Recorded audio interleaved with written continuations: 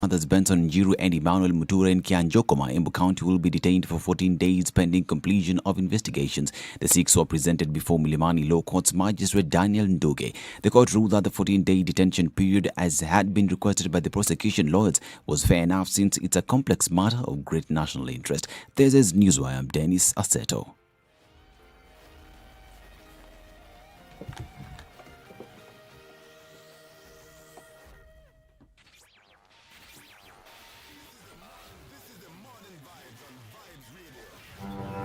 Have you seen them? Am I live? Yes, it's a very nice outfit, I must say. Good Thank job. you. Asante sana. The compliment is well received. Good morning and thank you. Evan Wasingishi was asking me what channel is SpiceFM. 96.7. Tell them that, right? Yes, now they know. Thank you. It's a pleasure to be here. Pleasure to have What you. a beautiful studio, my friend. I've been to other radio stations, but I've never seen anything like this. Thank you, and it's very nice to be in a modern studio. Absolutely brilliant. And I have to say, it's a very cool ambiance here in your radio room. Just for our listeners, I think it is below zero in this room here. Very Swiss temperatures. From all indications, it looks like we started Wednesday in a good fashion. Not too much traffic. It's starting to build up on those suspected areas. Mombasa Road, a little bit on Langata Road here and there. But it looks like folks are just waking up. Hopefully, we'll get into the motions without too much drama. We'll keep an eye on things, but we know that it'll build up on Mombasa Road just a bit. We're also seeing it building up on Thika Road, just way past Survey. More details as we go along. Talk to us this morning on SpiceFM KE on Twitter. Text us on 40127.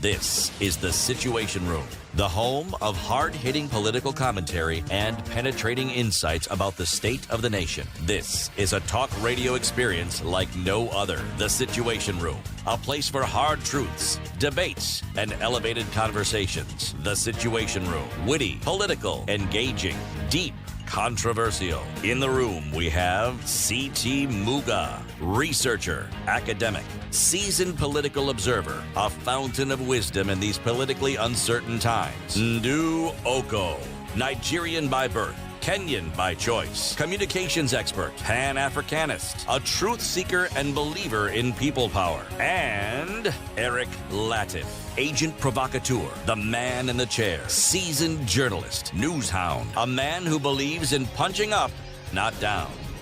This is The Situation Room. Good the morning. Only way to start Welcome your to Kenya's day. biggest conversation. 6 minutes after 6 on this 18th day of August 2021. How are you doing, CT? Very well, thank you, sir. Yeah. And how about you, Ndu? I am fine, thank you. Good morning. Good morning to you. Good to see you in the show today. Good to see you too. You doing well? I am. I'm doing very well. Salama. I'm grateful. How is the cold treating you, CT? It gets warmer in the day, at least. Well, you are really at least. At least. Yeah, so if you ask me how I am, I should have responded correctly. Nico, at least. At least. Yes. The mornings aren't as cold as they were previously. Starting to warm up a bit. It is beginning to warm up, and my body acknowledges and appreciates. Did I see some advisory from Met saying that prepare for colder days? Nairobi and its environs may even drop to 5 degrees. It is possible. It is possible. This climate thing is no longer a thing, it's a reality. 5. Yeah, this climate change thing, once we had snow in Nyahururu, bas, a new climate change was with us.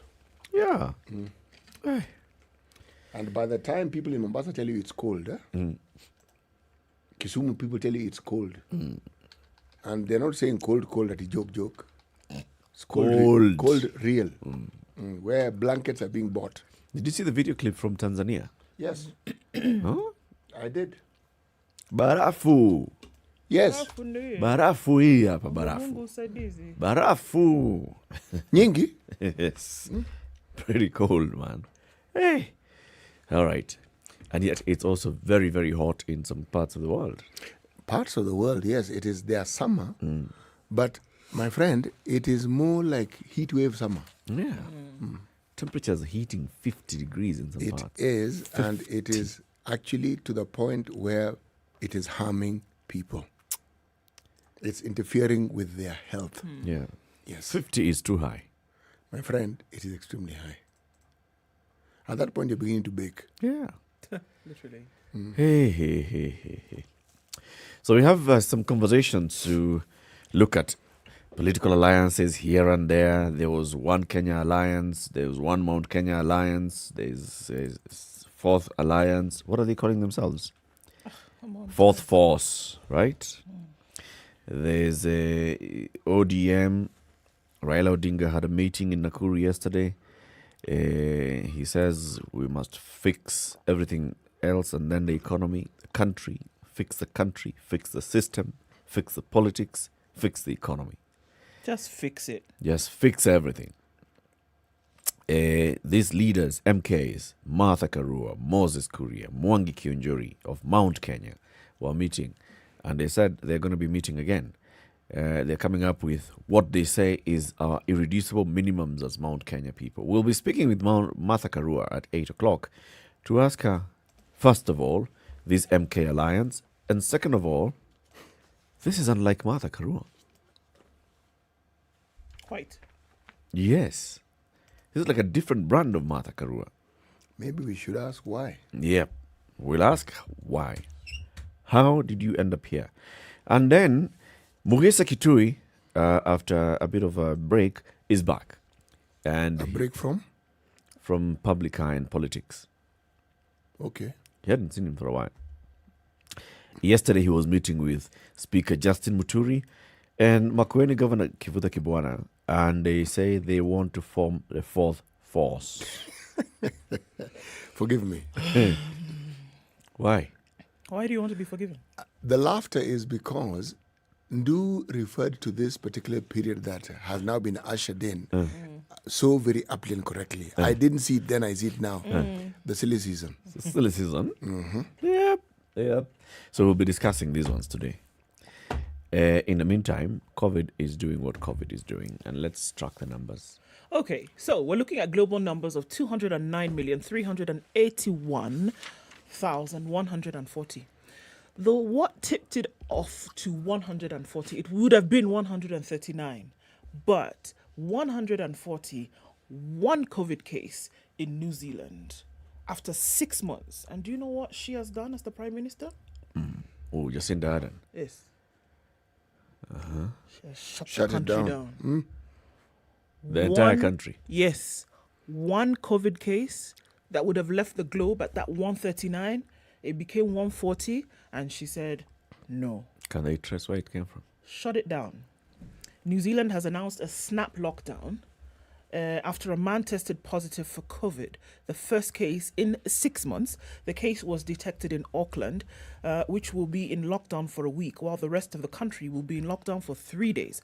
Authorities say they're working on the assumption that the new case was the Delta variant. Around 20% of the population has been vaccinated. Coromandel, a coastal town where the infected person had visited, will be in lockdown for 7 days as well. PM Jacinda Ardern said the toughest level 4 rules were required, closing schools, offices and all businesses with only essential services remaining operational. I want to assure New Zealand that we have planned for this eventuality. Going hard and early has worked for us before, and we will do it again. The patient was a 58-year-old man who is believed to have been infectious since last week, Thursday. And there are at least 23 potential sites of transmission. There was reportedly a rush at supermarkets in Auckland as locals anticipated a snap lockdown. Now look at this. One case. They already had a plan in place. 6 months, no COVID cases, not even one. But there's one case, and they've already instituted all of these things. They know exactly what they're going to do. They're going to shut schools down. They know what is going to happen when these schools have been shut down. Businesses closed. They know what's going to happen for these businesses. Offices closed. People already will work from home. They know that we will do in the immediate town 7 days. Everywhere else, 3 days. I mean, and this is how many cases? One. Trace the fellow back to where he's come from. Has been infectious since last Thursday. Yes. And they've already tracked his movements. Yes, where he was, who he came in contact with, where he had been residing, how long he had been there, who he could possibly have come in contact with. How many people have they vaccinated? So New Curious. Zealand has a population of what? Just under 4 million? And they've vaccinated 20% of the population so far. 4.9 to be precise, which means they're the population of Nairobi. Yeah. Right. Well, I would shut down Nairobi as well. We've shut down Nairobi ourselves. Yeah. I would shut down Nairobi. But we've done better. We even shut down Mombasa and Kisumu. Give Nairobi like 3 more counties of space. Shut it down. But the focus, the determination, the planning, and the precision with which they do things is admirable. Isn't it, though? Without a second thought. There was a plan in place, a just-in-case plan. If this should happen, this is what we are going to do. So in the eventuality that it does happen, all systems go. Everybody knows what they're supposed to be doing. All instituted lockdowns take place. You know that at the site, this is what will happen and for how long. And you know that these are the measures that we'll put in place interim. But nobody's asking questions. Okay, when will they come? I don't know who. No, it's done. But with reference to Kenya, since you're saying this, there's something ominous that is actually beginning to rear its head. When we talk about the Kenyan numbers, and we will be talking about the Kenyan numbers, won't we? Just now, yes. So why don't we talk about it then? I can say what I want to say about the numbers. So a couple of numbers that you might be interested in. 400,000 plus vaccines made their way into the country last night from the UK. We've been waiting for those ones. They were supposed to have been here about 3 weeks ago. But UK is at least doing something it says it'll do. Yes. So those arrived in the country last night about 10 p.m. Right. And then, so those will be made available. And I guess we'll then hear from the task force how soon now people can start getting those. So that's a good thing. Hopefully now the 13. So now this was, it's part of this tranche of 1 million vaccines. So we'll wait and see when and where the other 500,000 odd will come. And then the 30 million that is expected. They had already given us the first batch of the UK, I think they had 800 and something thousand, came 2 weeks ago, and they said in 2 weeks' time, the Another next 400,000 are going to come. They're following through. Yeah. Those are the chaps. Go on.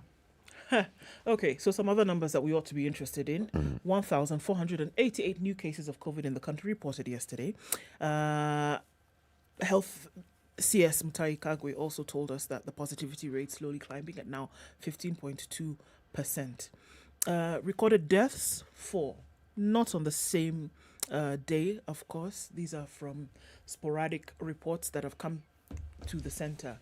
However, again, looking at the fact that the numbers that we are receiving, whether they be of infections and of deaths, are actually not accurate. And perhaps that is where CTU were going. That is precisely where I was going, you great clairvoyant. Voila. The problem is many people are receiving their care at home and many people are passing away at home. And there isn't a certainty that these numbers are being taken into account. And I'm not talking about 1 or 2. The numbers are increasing. 1, remember, our bed capacity filled, all right? You are unwell, you have COVID. What is the other option that you have? Home-based care. Yes, there are counties where people are organized, where they have hospitals where they care for people who have COVID. They tell you, go to that particular facility. That's where we deal with the COVID and nothing else. But in many parts of the country, that is not the case. And even when you do have COVID, there is a cost of treatment. The majority of Kenyans cannot afford that treatment. So you will be at home. Now, this problem that we're talking about, remember, when you're at home, somebody has to care for you. Are we saying that people who are caring for those who are unwell and who have COVID have all the safety measures required, safety equipment, safety? The answer is no, they do not. So, do you see the issues of COVID being resolved soon? Again, the answer is no.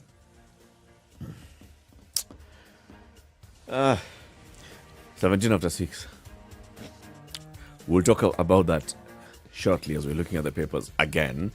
So let's take this break. Live streaming on SpiceFM KE, YouTube, Facebook, Twitter, wherever you are tuned in. We'd like to know and say hello to you after we take this quick break. Good morning, Kenya's biggest conversation. This is the Situation Room, the only way to start your day. Spice up your life. 24/7 around the world non-stop. This is Spice FM. Hello. Halo, umesikia? Nimesikia nini? Hujasikia habari? Hebu acha nikuambie. Kile kimetokea. Hello? Hello? Hello? Don't wait for hearsay. Dial *550*1# to read the Standard e-paper from the convenience of your mobile phone for only 20 shillings from your telecom line, and stay up to date for a reliable source with over 100 years of experience with no additional data charges. Getting from point A to point B should be as simple as deciding where you want to go. But Kenya's public transportation system is currently a public injustice. Considering the fact that a majority of Kenyans rely on public transportation, we need a system that is affordable, accessible, and safe. This Saturday on 00 Direct, we endeavour to tackle Kenya's public transportation crisis. I'll be speaking to experts to understand if we even have a public transportation system and what socially just public transport really means. Here's a highlight of the conversation to come. So we can make public transport more available, one, by ensuring that it's accessible or it's available for everyone, and how we can make it available is by ensuring that we have individuals, even in the remotest of places, are able to move comfortably and affordably from point A to B. For us to make public transport affordable, it's by ensuring that everyone can be able to afford the cost that is charged for public transport, and that is by ensuring that public transport is available for everyone and in a most convenient manner. For example, by ensuring that if it's, for example, providing an all-weather road such that you don't need to use a more expensive mode of transport to move from point A to B. So also in terms of affordable and accessibility of public transport, safety is a key feature, especially where we've had individuals who would prefer to use taxis for safety reasons other than use matatus, or even use a taxi other than use a boda boda. Ensuring that public transport is accessible ensures that individuals don't need to then pay extra because they are concerned about their safety, or they fear that something may happen to them when they are in transit, especially at night. Also by ensuring that also the public transport infrastructure are well lit and well designed such that you don't need to worry when you're waiting at a stage, you don't need to worry when you're waiting to get into a matatu. So we can make public transport more inclusive when all the needs of public transport users are considered, and those needs may be needs of persons living with disability, ensuring that when someone is on a wheelchair, their wheelchair movement is still also considered within public transport. For example, they don't need to struggle to get their wheelchair into a public transport vehicle. They also need to have a space where they are able to rest or put their wheelchair. The other issue is, for example, when you're also having individuals such as women maybe who are having children, or even women who are pregnant, the vehicles are designed in such a way that they don't need to struggle to get into the matatu, and they also have enough space for them within the public transport service vehicles. So ensuring that the needs of everyone, be they children, be they the elderly, be they persons living with disability, are considered, that makes public transport inclusive. I consider access to public transport a human right, because we all have the right to move, or the freedom to move from one place to the other, and we also have the right to do that in a safe and secure manner. So I think it's important for everyone to realize that, or to recognize that right, as well as demand for their right, as well as to speak out when that right is denied. For example, it's your right to move from point A to B without being sexually harassed. It's your right to move from point A to B and be charged the right amount of fare. It's your right to move from point A to B in a matatu that is clean and affordable. So in terms of looking at human rights and public transport, I think most of us are still struggling to understand our rights, although majority are becoming aware of what their rights are, and we've seen that especially when human rights are violated in public transport, and people have come out, especially through social media, to air their grievances in government as well as in public transport regulation, to ensure that it's also clear in terms of how an individual can report or how someone can even air their grievances when they feel their rights are being violated when using public transport. Socially Just Public Transport, a special 00 direct account with me, Olivia Otieno, this Saturday from 10 a.m. only on SpiceFM. It's 15 degrees The and weather cloudy in with Nairobi this morning. It'll go to highs of 23 and lows of 13. Rain showers at 14 in Nyeri, highs of 20 and lows of 13. 25 will be the high in a mostly cloudy Nakuru, currently at 13. 13 degrees and clear in Eldoret, highs of 23 and lows of 12. 28 will be the high in Kisumu, where it's clear at 19. We'll see highs of 27 in Kakamega, it's clear at 16. And 28 will be the high in Mombasa. Light rain this morning at 23. 24 and raining also in Malindi, highs of 28. 28 will also be the high in Kampala. It's mostly clear currently at 17 and mostly clear at 21 in Dar es Salaam with highs of 29. 21 will be the high in Johannesburg. It's clear at 9 and 25. Cloudy in Lagos, highs of 29 and lows of 24. 30 will be the high in Kinshasa, cloudy at 22. 28 and sunny in Beijing, highs of 29 and lows of 22. 22 will be the high in Paris. It's 15 and cloudy. It's cloudy in London at 16 and we'll go to highs of 21. Clear conditions in New York. Still Tuesday night, we'll see highs of 26 and lows of 23.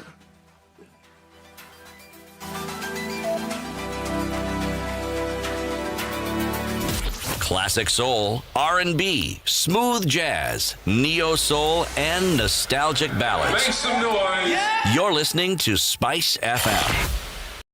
Mature, intelligent talk every morning. Spice up yourself.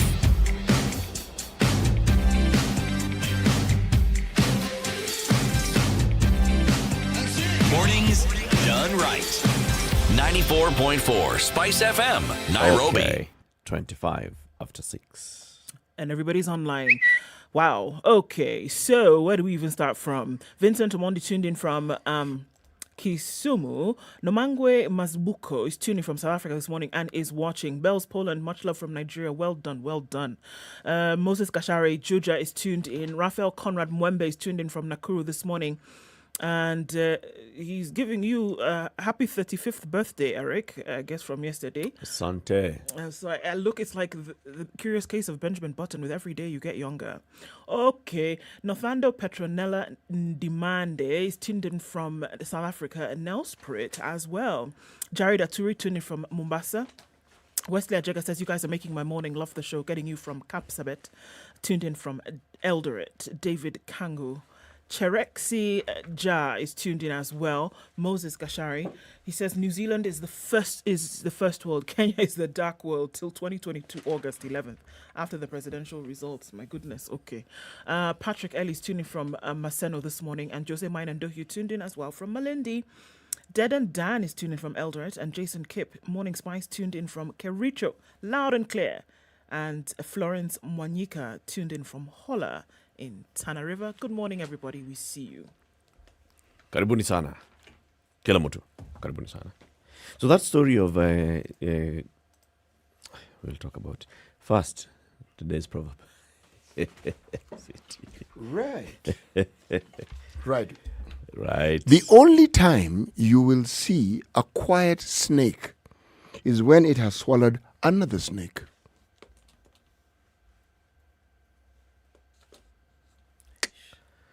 Where is this from? Kenya. Aye. These Kenyans. Aye.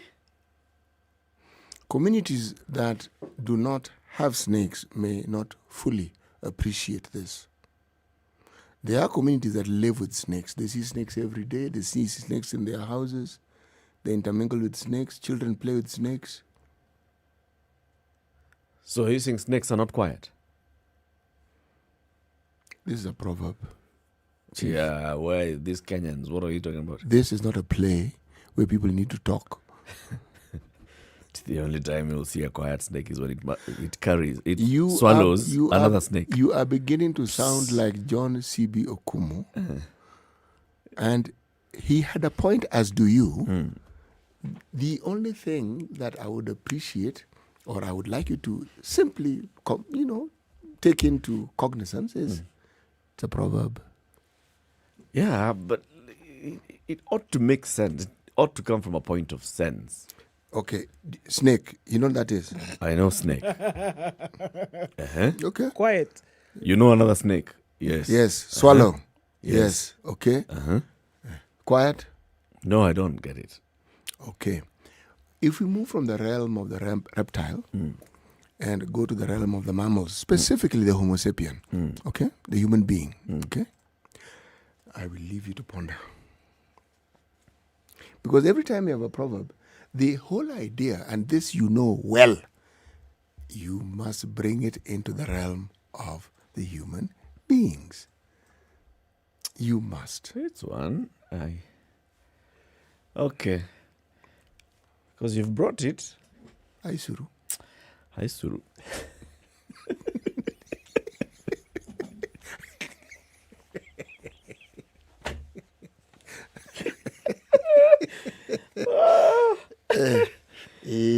Yeah. That story you're talking about earlier, as we look at it for about a minute and then take a look at traffic. Page 10 of the Nation today. Yep. Has that story you're talking about earlier. It does. Kenya losing track of COVID deaths. Yes. Talking about the deaths that are taking place at home. And then, for example, it says a businesswoman in Kakamega County said expenses have seen them fail to report a death from COVID-19. My relative died of COVID-related complications last week, and since we have spent all the money we had on his treatment, we opted to preserve the body traditionally, then bury it. She disclosed that she had been introduced to private hospital mortuaries that do not notify the government of COVID-19 deaths in exchange for high fees. Kakamega County General Hospital Administrator Titus Mumia noted that there could be such private hospitals that don't report when they lose a patient to coronavirus. For us in government hospitals, we must account for all COVID testing kits, and so we must report, though the data is sometimes generated 2 days later. A mortuary attendant at Mukumu Mission Hospital agrees that the cost of handling COVID bodies is carrying many people away. And the governor, Wycliffe Oparanya, recently announced that bodies must be picked up on Fridays between 6 and 10, after which they must be buried within 72 hours. Some people cannot raise money to settle everything to comply with that order within that short period, and so they look for alternative means to deal with their situation. So our own issues are causing us our own issues. That's what basically we're saying. Our own issues are exacerbating our own issues. Aye. Okay. One thing I've always argued is there is no death that goes unreported in this country. As long as there's going to be a burial, that death will be reported. Yes. Definitely. There were deaths before COVID. Yes. There will be deaths after COVID. But we are referring to COVID. Specific now. Yes. And saying that this person died of COVID-related complications. You know where the complication also comes in? For the longest time, even with HIV, you may, and because of the simple matter of privacy, we call it confidentiality. Somebody died, and the truth is, HIV didn't kill the person. It never did. It's the complications that arose from a compromised immune system that would open you up to all manner of diseases, what they called opportunistic diseases. COVID does the same thing. But COVID is more insidious because COVID directly enters the sinews of your system and your muscles and works very, very fast on organs that are vital to your just survival or staying alive. It does that very, very quickly. Now, again, that's why they call it COVID-related complications. You'll have a heart problem, you'll have a kidney problem, you'll have a lung problem, but it'll be COVID that has brought it about. So when someone is buried, unless a specific COVID test is conducted, If you're talking about an autopsy, they'll say this person died of kidney failure, this person died of a heart failure. But as with HIV, COVID is unfortunately speeding up the processes or the lack of processes that bring about death in the human body. Yes. And then there's that other cost now of handling the COVID body. Yes. You know, one of the things that I found particularly interesting and strange is I recently lost a relative. And the family did something that I found very commendable. The lady who died was my father's in-law. My father's in-law in the sense that her husband was my father's cousin. She died in Nakuru. The family decided that they were taking the body from the mortuary on Saturday and burying on Saturday. I found it commendable. Commendable in that they seemed to be fully cognizant of these COVID situations. Now, if you take the body home the day before, there is no way you're going to be able to control that crowd. But if you bury on the same day that you transport the body, everything is ready, you take the body home, there's a service waiting, everything is done, you limit that exposure that burials normally have. Yes. Doesn't the current government order take care of that? Is it not ordering that all within 72 hours means that there are families that are carrying a body and keeping the body home overnight, just following the customs? Believe me, I wish that people complied with all those rules as we state them. How I wish. If the simple rule, the government issues statements, the president issues statements, the Ministry of Health issues statements about gathering, and we just see them continuing. And then you expect somebody who's lost a loved one. There shall be no political gatherings or in-person gatherings for the next 30 days. What have we been seeing? What have we been seeing? A continuation.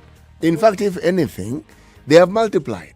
So, now you expect someone has passed away. Let's say they're a senior citizen like this aunt of mine. This is someone who's known by many people. They want to pay their last respects. You are going to tell them not to come. What? You tell me this mad chief who is going to go to that home and tell them. you know there's a government, serikali tumesema. In someone's home. 25 to 7. Let's see how the roads are looking. Good morning. This is the Situation Room, the only way to start your day. Spice up your life. 24/7, around the world, non-stop. This is Spice FM. Losing a loved one is never easy. The lingering memories, the what-ifs, but in all the gloom, we find ways of celebrating them. And here at the Standard Tributes, we aim to give your loved ones that befitting send-off. Visit www.standardmedia.co.ke/tributes today and post your loved one's tribute. In addition, get access to funeral services from our trusted vendors. The Standard Tributes. All right. It is building up on Mombasa Road, especially around that Maritime stretch headed outbound. And we also see coming off North Airport Road as well, some issues there as you're approaching then Outer Ring. Jogo Road also has built up this morning as is expected. Langata Road also moving along slowly, not too much of an issue right now, but it's likely to build up as we go along. The bypasses are looking good, probably will offer some good reprieve as you're heading off Mombasa Road today, or also coming off of Thika Road, the Eastern Bypass, if you're coming around that direction, will help as well. We're seeing a huge traffic situation around Muthui, the square there, connecting with Kiambu Road. That has started really early, but that's what we see right now. We're also seeing some traffic coming off of Juja Road and then getting on to Ring Road, Ngara. Okay, so apart from that, doesn't look too bad right now. Hopefully we can keep things down to just a little bit of traffic, but we will keep an eye out for you as well. Talk to us on SpiceFM KE on Twitter. You can text on 40127.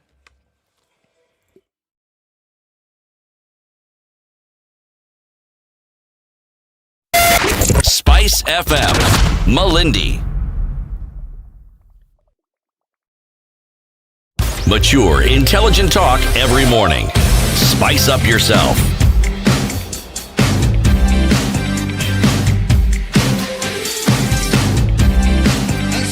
Mornings done. Right. What story are you looking at, Ndu? Okay, so there are quite a number, but thousands failed to take up varsity slots. More than 14,000 students who qualified for university have opted to forego the once coveted courses. Some have chosen to join technical and vocational education and training, TVETs, while others did not apply for placement to any institution of higher learning.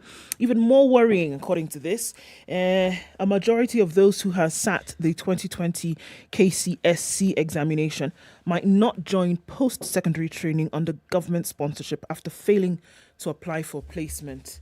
So it's an issue. This will also likely see TVET colleges admit fewer students than they can accommodate. The reasons as to why they didn't apply is actually a bit puzzling.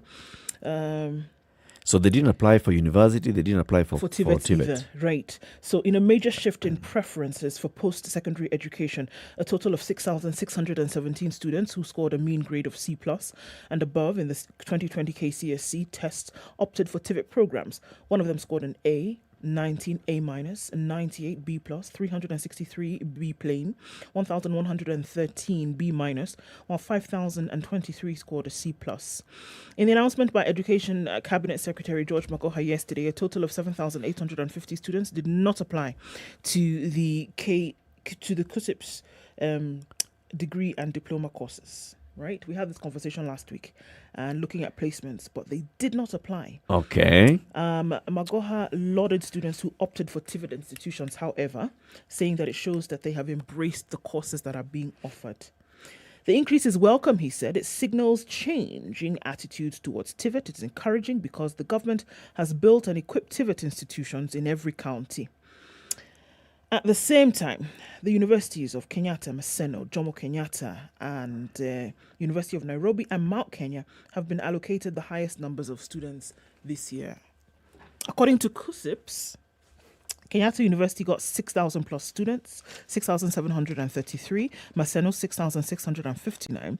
JKUAT, 6,529. University of Nairobi, 6,407. And Mount Kenya, 5,489. Okay. You know, the story in the Standard on page 4 says top students pick TVET courses as 465,765 students cannot be accounted for. So basically the story is saying that nearly 500,000 students who sat last year's KCSE have not been placed in any course.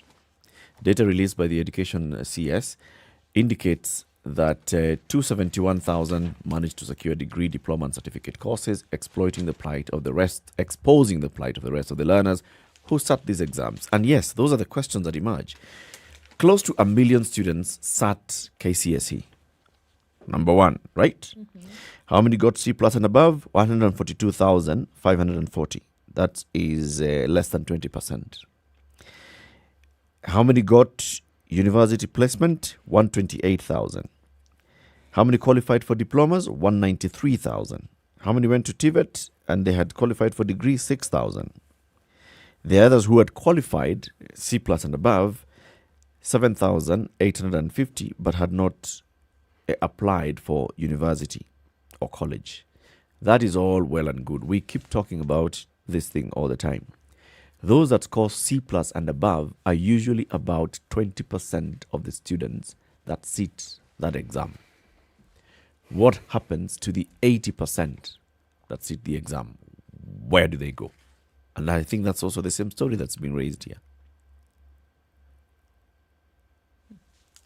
You know what is interesting, huh?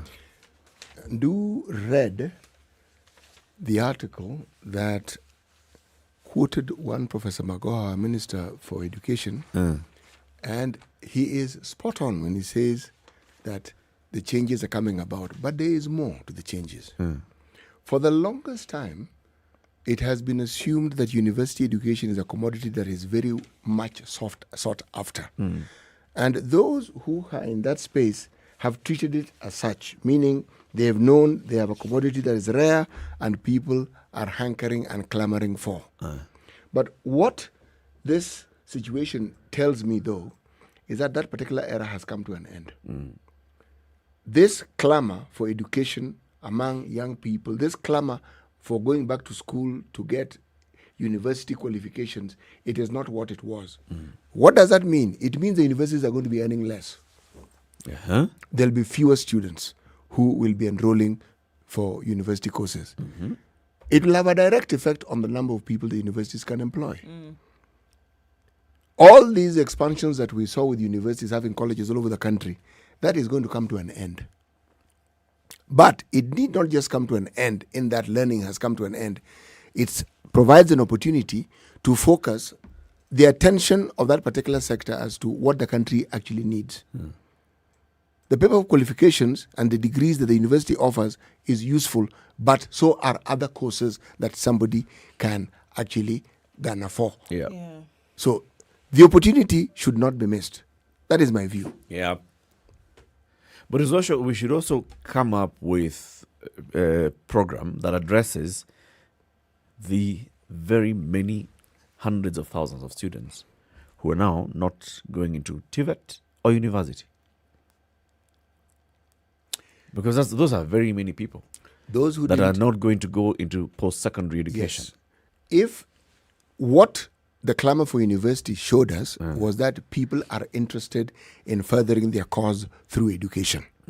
So what I'm saying is, since it isn't university education, and since it may not require that C+ threshold, the focus ought to be on what you're suggesting. These ones we're sure of. You get this, the places to go to. It's assured, we understand it. But what about the others? What do we do with the others? But the thing, I think a worrying thing here is also that quite a percentage that's coming from this number didn't apply for these positions. And I think it is necessary to then find out why. Is there a latent feeling that even if you apply, you will not get a place? Is there not enough space in your preferred institution? What is it? Because there are quite a number who didn't even bother to apply. It's a combination of factors, and I'm sure you've thought of some of these. If it doesn't matter where you live in this country, you will come across people who've got university education and don't have jobs. And the numbers have been increasing. So is that an advertisement for a university degree? No, it isn't. Why is it that people are now seeming to increase their interest in TVETs? It's because they can see a direct correlation with the course and gainful employment. But this 7,000 did not even apply for TVET. They didn't even apply at all. I'm actually getting there. There are those who may not have the means because all these courses are paid for. Okay? So they figure, why don't I just start, if I may use a popular term, hustling? Why bother with all this? Why don't I just look for something to do? Because people study and then they end up exactly where I am. So why take my family through all these problems when it is quite straightforward that I can actually start looking for work now? Others, it's negligence by the schools. Victoria Namtosi Simiyu says, I know of an A student who was not placed because the school had not applied to KUSIPs. And why had the school not applied? Remember what we were being told by the CEO? Yes. That whole issue, it's school-based. It's not like KCPE, where it's an event that you're supposed to register your children to. In KCSE and especially in KUSIPs, it's one of those things that is not set in stone. So head teachers also, then there are those who, why are we bothering? Oh, also, there's a simple matter of examination fees. Yes. So you don't register a child because. Yes. 13 minutes to 7. Let's take a break.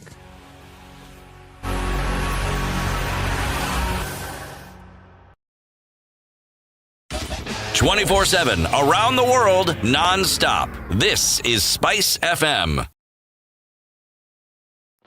This is something people need to understand. Your money, my money, equals our money. We cannot have your money is our money and my money is my money. The only way to live your best life is to create a balance between work, love, and play.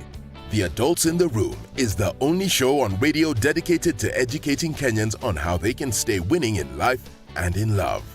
Text the word adult to 22840 to get the latest clips from Adults in the Room directly to your mobile phone. SMS adults to 22840.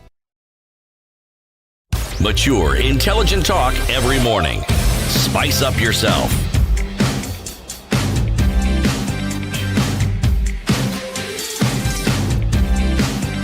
Mornings done right. 94.4 Spice FM, Nairobi. All right, the conversation continues at 12 minutes to 7 o'clock. The Kenya Power Board held 112 meetings in 1 year. Page 12 of the Standard. The Kenya Power and Lighting Company Board is in the spot over a high number of meetings and perceived encroachment on the firm's management. Appearing before the National Assembly Departmental Committee on Energy yesterday, 6 of the 9 board members had to defend themselves. For what? Against claims that they have been making executive decisions which were said to be dragging the electricity retailer deeper and deeper into financial problems. Committee Chairman David Gekaria queried the high number of meetings convened by the board. He says the committee had received complaints that the board is interfering with the management and was going beyond its oversight mandate to implement some plans, which is the role of the company's management. This has reportedly led to a conflict with the management, which is partly blamed for the departure of the recent CEO, Bernard Goge, 2 weeks ago. How many times did they meet? 100? 12. 5 of the 9 board members were appointed last year after the previous directors quit. Remember? They just resigned, one after the other. Then Caroline Kitoni Mayaki told the committee that the board and its various committees had held 112 cumulative meetings over the 12 months to June this year. These included 32 full board meetings. 32 full board meetings in 12 months. 32 is many. In 12 months. That means at least 2 meetings a month for the full board. It's not 2, it's 2.5. Imagine. No, those are many. Those are many. No, those are really many. Right? In addition to that... All these meetings, may I ask, Eric, before you continue, they have setting allowance. Why are you bothered about money? That's not the issue. Okay, carry on. 5 special board meetings. Okay? So there's proper full board meeting, 32, plus 5 special board meetings. Okay, that makes it 37 times that the full board is meeting. While the others were divided among the committees. So the committees were meeting. I wish to express that these have been under the approval of the Ministry of Energy. In the same period last year, there were 14 full board meetings. The board and its committees met 53 times in the year to June 2019 and 54 times in the period to June 2018. How many members of that board represent the Ministry of Energy? No, I don't want the number. Yeah. I'm simply asking because all these boards have representatives from the Ministry of Energy. Yes. So telling us that it received approval from the Ministry of Energy is telling us nothing. Okay. So what is it that necessitated this number of meetings? I'll tell you. Elizabeth Rogo, also a board member, said the company has had many challenges, which the board has been seeking to resolve. That's the reason for those many regular meetings. One person's view is that we are interfering, but another view would be that we are doing what we are supposed to be doing, what is best for the company. We should all understand that KPLC had problems even before we got there. We were brought in to assist and work together with management to right some of the things that had been wrong. If you think about it, many board members exit. The company is facing problems. You come in as board offering oversight. You will need to meet often. And those when there's a meetings are crisis, but when there's a crisis, you'll need to meet. Eric, often. When there's a crisis, you know, there's something that we do here now. We let's look at the structure. Do we have the right people in the right positions? The CEO, do you need our support? So let's meet again in 2 weeks' time. Let's call it an emergency, shall we? So it was an emergency for a whole year? Yes. No. Yes. Continuous emergency. No. Emergency is when you get in and you set things in place. Those meetings can be justified the first 3 months. Extended to a quarter, I will understand. But by the time you get to the second quarter... the continuous meeting, they are not arrived at consensus. They are not arrived at a solution. So then it was necessary to meet again. And again. Excuse me. And again. And then they meet the committee. So we meet as a full board, and then we Are you asking me we to start receive a report contemplating of the HR committee. We receive a report of the audit committee for a whole year? We're receiving reports and reviewing You reports. are actually now asking me to contemplate seriously the competence of this board. A whole year. Okay, you met for a whole year. What have they done? We still have a problem with Kenya Power and Lighting. Yeah. So what were those meetings for? It's not. It doesn't mean that because Kenya Power and Lighting is a switch light on, switch light off. It means that the same thing is going to happen. Board comes, things work. That's the whole It'll point. take time. It cannot take time. What is taking time and money are these many meetings. When you have a meeting, I understand the need to resolve a problem. I can even understand meeting frequently for a first quarter. For a whole year. No. I don't understand it. And even if I'm forced to understand it by you two KPLC compliant people. It's only 32 times in a year. It's only 32 times in a year. For the full board. 365 days, 32 days out of 365. Yeah. You know, boards meet 5 to 6 to 7 when a times company a is year. facing serious problems, as this company is If they were having a serious problem, and you told me they had met 15 times in a year, I would say, I understand. Simply because crisis requires many meetings, perfectly easy to understand. Crisis goes on for a whole year. That's utter hogwash. But it's been more than a year, this crisis, no? No. Yeah. No. If you're meeting that often... So you feel... Having seen the kind of issues that KPLC has been going through, if you are a member of the board, if today you are appointed to the board of KPLC, and in fact, you are made chair of the thank you. I was hoping you'd say that. I'd get rid of this board first of all. And then all of them. And then how often would you want to meet? First of all, I'm assuming that they took cognizance of what the problems were. Yes. Okay? Yes. Now, is the problems that again... takes a while. Yes. So we send an audit committee to go and review the audit. No. Send All these HR organizations committee to have review audits HR. done. Yes. So are you now sending a special audit, a special forensic audit? Yes. You may require to do that. Then you wait for the audit report because that's what you'll be debating. And then So you need to meet so that you can wait and discuss how you're going to wait for the audit report. You know something? If it smells like a fish, it usually is a fish. And if it really, really smells like a fish, it means that fish is rotten. No. Okay. What is in the business daily? You know, if we're trying to sort of like enter the Guinness Book of Records, I can understand. That one I won't even quarrel. I won't even raise the issue. I'd say yes. Now, banks. Of course. Equity doubles profit on loan repayments. Equity is in the news for some very interesting things. You know, every time we talk about problems COVID related, one of the things that we mention is how people are suffering. Banks haven't closed yet. What has happened is profitability has been reduced and shareholders have not been able to get any dividends. However, according to this report, the increased loan repayments have propelled Equity Bank Group to our 17.9 billion net profit, Taslim profit. Which means, I assume, that people who own shares might be seeing a glimmer of light at the end of the tunnel. Okay? But there's something about Equity that I found interesting when I was reading this story. It goes further. Equity have been in discussions with the Central Bank of Kenya. They want to introduce something that isn't really often talked about in this country, and that is pegging loan portfolios to the risk factor that somebody comes with. You see, this issue of loans are offered at a certain percentage. Yep. No, they're saying, no.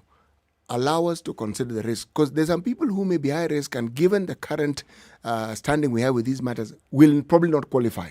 And yet they could qualify if we're allowed to, should we say, consider the risk factor, because it's the risk factor that prevents them from getting money. It's a discussion that they are having with the central bank, and hopefully, if those discussions are fruitful, then they will be able to do that. That would be a good thing. It's an It's an excellent thing. I remember even raising that conversation when we had the gentleman from the Mobile Lenders Association. Mm-hmm. You have my credit record and my credit rating. Yes, you do. When will my credit rating start working to my benefit? Exactly. If I've shown that I always pay my loans on time, if I pay all my bills on time, then I should be rating A++. And which means? And which A++ means that I get a single-digit interest rate. Yes. That would be a very good thing. When are they starting to introduce it? They want CBK. No, CBK, and they are at the tail end of the discussions. And hopefully, should CBK take that particular box, then they'll operationalize it. Okay. It's called risk-based lending. Okay. A quick story to the top of the hour? Oh, just really quickly. Yes. Governors on the spot for not remitting employees statutory deductions. Dozens of counties are on the spot for failing to remit statutory deductions, denying staff critical services such as public hospitals and government agencies. Meru, Embu, Muranga County workers have gone to court saying they have been denied access to key services, including treatment under the National Health Insurance Fund, NHIF. The National Assembly has asked the Ethics and Anti-Corruption Commission to investigate malfeasance in the devolved governments and establish where workers' money is going. Public Accounts Committee Chairman Opio Wandai told governors to explain their failure to remit the deductions served through the check-off system. Why should this be happening? C'est la question. Yeah. Keep it right here for more conversations coming up in the next hour. Remember, we'll be having a conversation with Martha Karua in shortly at 8 o'clock. Well, we want to understand what they are doing. What are they doing when they meet with Moses Kuria, with Mwangi Kionjori? What are we seeing in this political silly season? What are we to expect? These and more. So Martha Karua will be joining us at 8, and then we'll be looking at some other very interesting stories, including those police officers who were arraigned in court yesterday over the killings in Kenjokoma, Embu. Okay, thus and more as people seek justice. Good morning, Kenya's biggest conversation. It's now 7 a.m.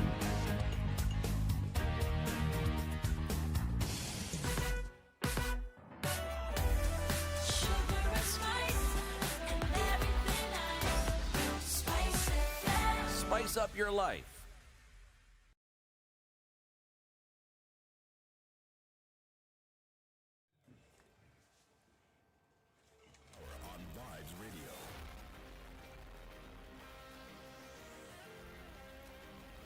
This is Newswire. I'm Dennis Aseto. 6 police officers linked to the murder of 2 brothers Benson Njiru and Emmanuel Muthui in Kianjakoma, Embu County, will be detained for 14 days pending completion of investigations. The 6 were presented before Milimani Law Court's Magistrate Daniel Nduge.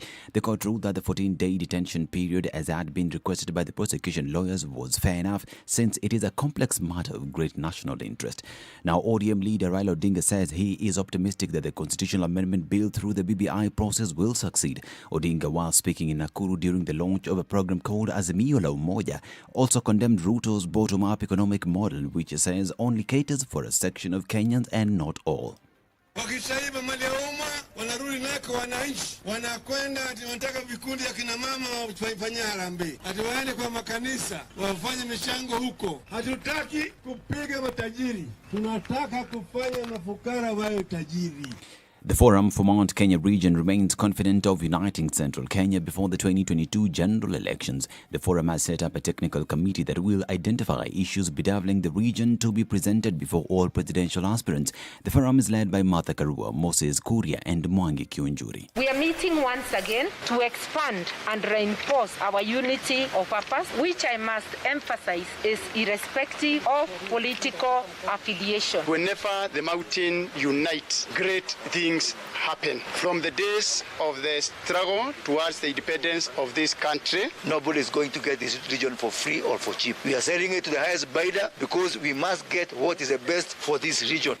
Kenya recorded 1,488 COVID-19 positive cases from a sample size of 9,773 tested in the last 24 hours. The positivity rate is now 15.2%, with total confirmed infections at 222,894. From the cases, 1,442 are Kenyans, while 46 are foreigners, 785 are females, and 703 are males. This as the government yesterday received 400,000 COVID-19 vaccines from the UK government through the COVAX facility that will go a long way in boosting a fight against the disease. Now, Taliban spokesperson Zabihullah Mujahid said they had pardoned all those who opposed them and women's rights will be respected and protected in accordance with Islam. The pledges have been widely received as the group has long been known to suppress women's rights. The Voice is courtesy of Al Jazeera. We have pardoned anyone, all those who had fought against us. We don't want a repeat of war. We want to do away with the factors of conflict. We want the fighting to end. The Islamic Emirate of Afghanistan is committed to the rights of women within the framework of Sharia. Our women have the same rights. They can work in different sectors on the basis of our rules and regulations. Yesterday, Uganda announced the resettlement of 2,000 refugees from Afghanistan. The move comes just days after UN Secretary General Antonio Guterres called on various countries to allow Afghan refugees into those countries. This is Newswire. I'm Dennis Aseto.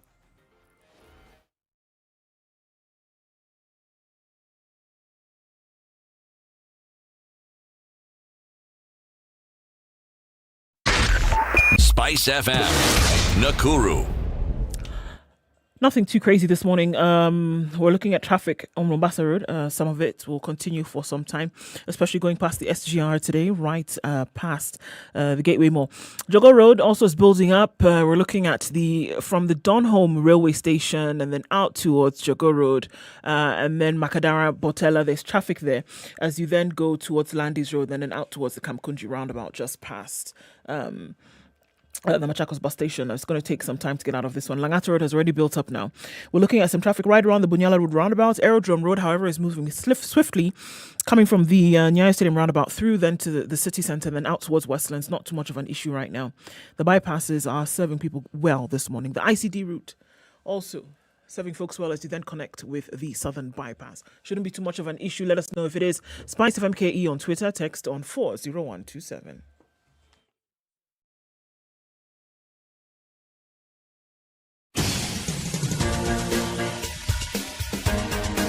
This is the Situation Room, the home of hard-hitting political commentary and penetrating insights about the state of the nation. This is a talk radio experience like no other. The Situation Room, a place for hard truths, debates, and elevated conversations. The Situation Room, witty, political, engaging, deep, controversial. In the room, we have C.T. Muga, researcher, academic, seasoned political observer, a fountain of wisdom in these politically uncertain times. Ndu Oko, Nigerian by birth, Kenyan by choice, communications expert, Pan-Africanist, a truth seeker and believer in people power, and Eric Latif, agent provocateur, the man in the chair, seasoned journalist, news hound, a man who believes in punching up, not down.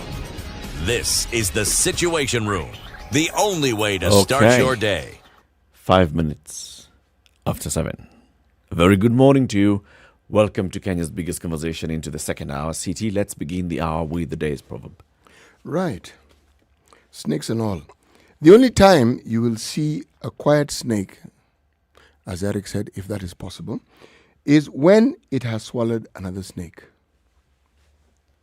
The only time you'll see a quiet snake is when it has swallowed another snake. So when it swallows a goat, it's not quiet. Surely. If it didn't raise the questions that you're asking, would it really be a proverb? Yes. Nope. Some proverbs are easy and straightforward to understand. Stitching's time saves whatever it is. And 9, I think. Yes, it's 9. There are others that require you to think just a little bit. And sometimes proverbs literally sound improbable. But that's why they're proverbs. Like a proverb that I read in the paper today. Some very colorful individual was writing about the senator for Meru, and he said that what is happening to this gentleman and the current tribulations added on to the previous tribulations he has had. Like I said, someone standing and looking for shade under a leaking tree. Now, there is no... So it's a Meru proverb saying, there's nothing like a leaking tree, but you know what that means. Yes, it has leaves, but they don't really shelter you for the cover that you require. But he's taking shelter there. Atiano has a message for you, City. Ndu, what is she saying? Good morning. Please let City know in Kisumu County, particular Seme sub-county, bodies are removed from Kisumu before 9 and buried the same day. It is now the norm. Thank you. It's happening. I'm glad that it's happening. But I also know of cases where it isn't happening. But that is happening is a good thing. Yeah. Okay. It was in the news just now about what the Taliban were saying. Yesterday, the Taliban addressed in the media after taking over Kabul. And they say, we come in peace.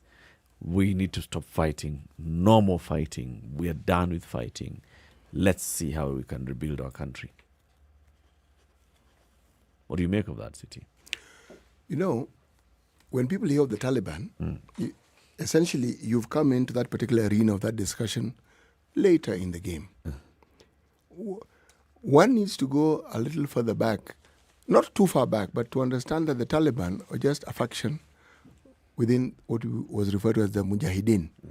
That is a group that the Russians were fighting with. But to understand how the Russians came into this fight, you need to understand that Afghanistan, as we know it, had a king. Once upon a time, had a king. King ruled, decided democracy can work, overthrown, army revolt, army. The young people who took over were Marxists. They changed many things, educated women, they decided land reforms. But Afghanistan is a huge country. Many people who are in the rural areas were religious and they did not like some of these things because they felt it was a direct affront to their faith. So religious groups started, should we say, creating a bit of a fuss. So Russia decided to send 100,000 troops to help their Marxist brothers. Long protracted war that we all know about. Okay? Now, during that war, you must remember that this group called the Mujahideen received a lot of support from the US. Please remember. Because Russia and America at that particular point in time were not really on good terms. So they figured, we had our Vietnam. Now these guys are having their little issue here. They supported the Mujahideen. Long protracted war, Russia left. Now, when they left, all this smattering of groups, I think, realized, you know what happens when you then have power? You realize you can do things that you hadn't thought of before. Now, the argument here is, and this is something that is brought very, very clearly by a certain writer in The Star, is a commentator, Gwen Dyer. And he poses a question that I think is pertinent. Was it possible for Afghanistan to have evolved naturally into what you may consider a democracy, whatever it is, however it is you want to define it, without this interference from supposed outsiders? Outsiders here being Russians and Americans. And examples are given. It says, for instance, Turkey. But that example of his, I take it a pinch of salt because the history of Turkey is a really long one. Well, there's the Ottoman Empire. Precisely. That also played its part in Afghanistan. Well, now you've got it. That's what I'm saying. It's a long one. Now, all I'm saying is, I'm looking at conflict even in our neighboring Ethiopia. Okay? And I'm looking, you're looking at the problem that we now have and the war that's going on. It isn't a conflict, it's a war. Okay? And we forget that the community that the Prime Minister actually comes from had their issue, and they even had a liberation front known as the Oromo Liberation Front. Okay? Ethiopia has had its issues with their community. They've had them. This is just a new one in a series of issues that have... Now, it's a bit worrying when you look at what is happening to what we may call a common mwananchi. On this continent, we've seen what has been happening in Syria. We've seen what has been happening in western part of of Africa. Whenever there's such strife, the people who bear the brunt of these problems, unfortunately, are the people who did not have anything to do with the fighting. None. They were just going about their lives. Some people wanted power. But there is an interesting factor here. Now that what we call the Taliban, which is an amalgamation of many other groups, have gotten power, there are those who are predicting it will disintegrate. And when it disintegrates, because again, in their history, one has seen the infightings among them. And now, you know, the fundamental difference, they are armed. They are properly armed. That once they sit, just the process of trying to run the country will disintegrate the country further. And the strife that we're seeing, there'll be now infighting among themselves. I am praying that they can actually come to an understanding and realize that they can find a way of coexisting. But is it something that they're going to be able to do on their own, or are we going to continue seeing this so-called outside interference? Because remember, for many people, war is an opportunity. Yeah. Conflict is an opportunity. It's the unfortunate bit. The conflict is an opportunity. But I think the lessons of the last 20 years would keep some people at bay for a while. We'd hope so. Remember this situation that you're now seeing happening in Afghanistan with the planes and what have you, things that are in social media. Saigon in the 1970s, similar situation. America has had this experience before. This is not something that they're new to.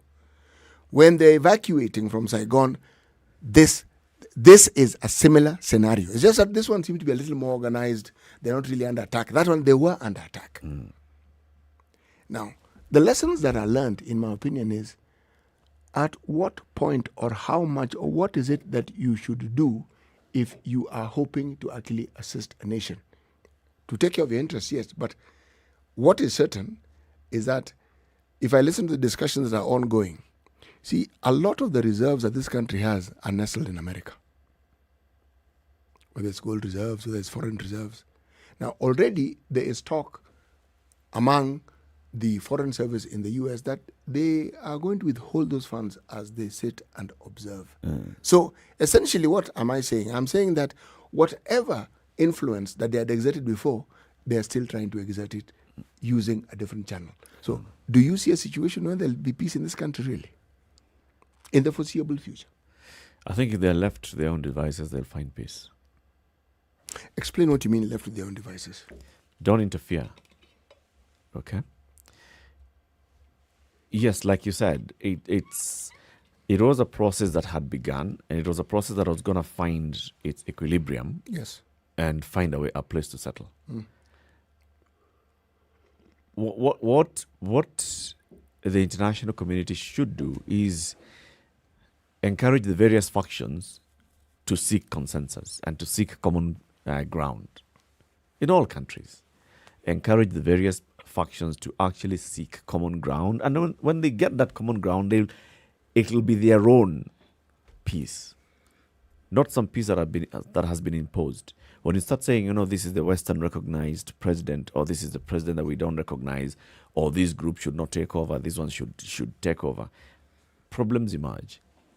Unless in some cases you actually have a very strong force that comes in and takes over.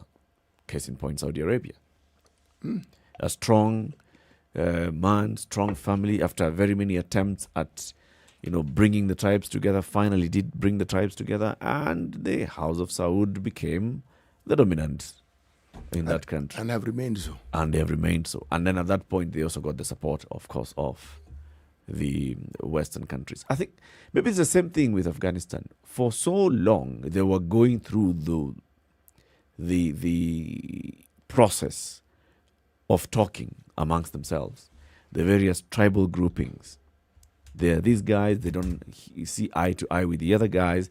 They find a way, support from afar. As they seek a way, what you do is you support. You see, they have one unifying factor, their religion. Yes. And the fight or the process of war in the name of religion has taken center stage. So it becomes a completely different, should we say, scenario? I think if you look at the conflicts of the world where you had foreign interference, I'm going to call it interference because that's what it was. If you look at any one of these conflicts, the intricacies of that particular conflict are most often known in detail to the factions that are warring, right? Yep. They know the origin of the problem. And more often than not, it is going to take a negotiation that is void of foreign interference. And I think oftentimes those that come in, it doesn't matter who it is, whether it is Russia, whether it is the United States, whether it is the Allied forces, Britain, here, there, the other. Most times this interference comes here, where the solution that needs to be found is here, and not taking into consideration every detail that has gotten these folks into this warring situation. So you want to come in and essentially lord a solution over these people that is not going to help. Because you have your preference. Absolutely. If anything, it provides a top layer solution where the issue is much deeper and is much lower, without wanting to actually, because you want to be able to come in, offer a solution. You want to be able to come and impose control over a particular issue because of many times your interests, without taking into consideration what are the real issues here that need to be sorted out.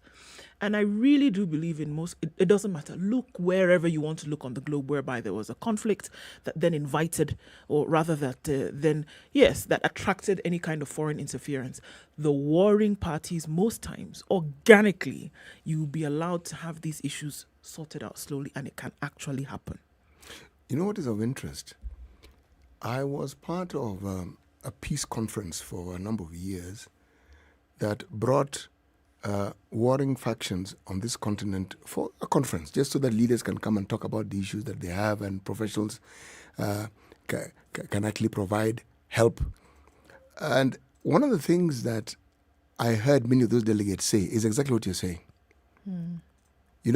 You'd have breakup groups. So you're leading a breakup group and say, one of the things that we don't want people to tell us what to do. Neither do we want interference. We want to solve these problems ourselves. Yes. And I'm telling you, look at the chronology of a lot of these events. At the time, really, when you have the interference is when the conflict exacerbates. Because the so-called interference is looking after the interests of the interferer. Remember, before the Soviets moved into Afghanistan, the US had no interest in Afghanistan at all. It was some backwater country in the middle of supposedly nowhere among many hills, with tribal chieftains warring and fighting against each other. And you know what it reminds me of? It reminds me of the northern part of our country. Remember, we were discussing this matter yesterday with the MP. Yep. Or Laikipia North. Why this story caught my attention was the similarities that I was seeing. You have people in modern times presenting themselves as members of parliament, and they are warlords. You have people as governors presenting themselves as modern political leaders, and they are warlords. So you ask yourself, if this is the person who has legitimate authority, will these problems ever end? And the answer, it won't end.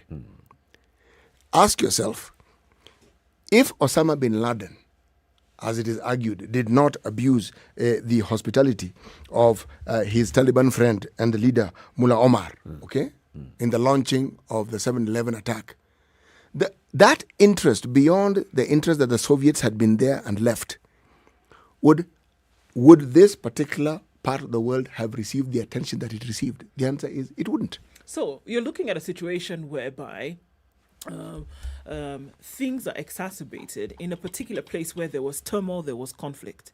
But then somebody, one of the two of the larger ends gets involved. The other side chooses to get involved, not necessarily because they're particularly interested in what's going on there, but because your arch rival over years has gotten involved. So there must be something there that you want to show your might as well. That's it. But then what happens again is that those who are in this situation, who are probably trying to find, who are clashing in order to find a solution to their perennial problem, things now get worse because you, two warring sides, have found a new stomping ground to sort out your issues. It is true. But then there's something else that is also unleashed here with this sort of interference. In that process, you acquire enemies you didn't even have before. If you look at, for instance, the way the Kurds in the Middle East and the support that the Americans gave them over a long period of time, and then the sudden withdrawal of it. If you are a Kurd, how do you think they would feel or think? Now, here we have a situation where the immediate former president of America brokered some peace, understanding, and discussion with the Taliban. But the then Afghan government said, we were not involved in those talks. So we don't know what it is they agreed. Now, yesterday I remember reading the papers how it was being alleged that the immediate former president had asked the current president to resign because of the handling of... Now, this situation began before Biden became president. There was a discussion by his predecessor. The Afghan government are saying, these guys didn't involve us in this discussion, so we're not really certain about what it is that they agreed on. Now, already, this is a tender keg. So people who started off as being your allies can end up being your worst possible enemies because they will feel, here we've been abandoned and left to the vagaries of life. And yet, if you look at the strength of the Taliban, the strength that we now see, those people getting together, if the Americans did not start supporting them at the time they were fighting the Soviets, they would never have been this powerful. They wouldn't have. Unintended consequences. Yes. Unintended consequences, because then you're putting your support behind them and then they can actually turn around and use it against you later. You train them. You train them. I mean, what has it been said? Has it not like been Osama said? bin Laden. Yes. Bin Laden was trained in the United States, for example, for the longest time. He was a student of their warfare. Yes. And then turned and used it against them later on. So, I mean, yes, unintended consequences of an action where you see might be to your interest, but then turns out to be to your detriment later on. But I'm trying to look at some of the other things that are emerging out of this entire thing right now.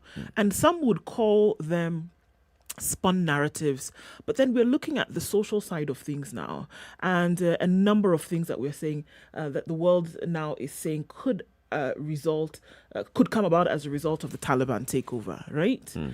Human rights now being shunned, the strides that they had made for education, the strides that they had made for then the freedom and suffrage of women and things like that, then now being taken back. So essentially in 2-3 days, 1 week, you are then going 100 steps back in terms of what you were able to have achieved. And so then again, a consequence of a new regime taking place or former regime taking place. And the questions are rising. Were the people okay with this previously? If they were, then why did we see this mass desire to leave upon the announcement? Is there a mass desire to leave?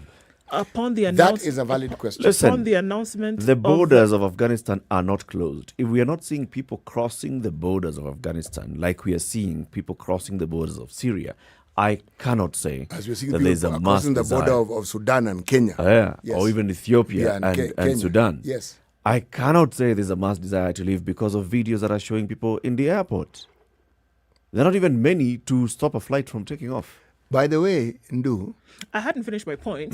So we have cut you short as usual, but okay. What I was saying, I have withdrawn my cut was short. that Yes. whether it is a spun narrative or not, these are things that are emerging. And is it worth having a conversation about them to say, with this new or recurrent regime coming into play, are we saying that the people of Afghanistan were not happy with the status quo? Or in looking for these solutions, is it not possible then to say that the people were actually all right with saying, let's have things the way they were and see how we can sort out these issues on our own organically? I think time will tell. In terms of, there's now that whole uncertainty whether the Taliban are actually speaking the truth when they say we are not going to seek revenge. Are they going to seek revenge? What are they going to impose? Are they going to impose very strict laws and go back into what we were being told earlier that they were doing, flogging people? But was that the actual story of what was happening in Afghanistan? Or was it also another spun story that this Taliban people are so so backward and so tough. Who is spinning that narrative? Yeah, that, they've been whipping people, they've been chopping people's limbs, they've been doing this and the other. Was that actually what was happening in Afghanistan? How many people we've seen in West Africa when the issue was that people's arms are being chopped off, we actually saw people.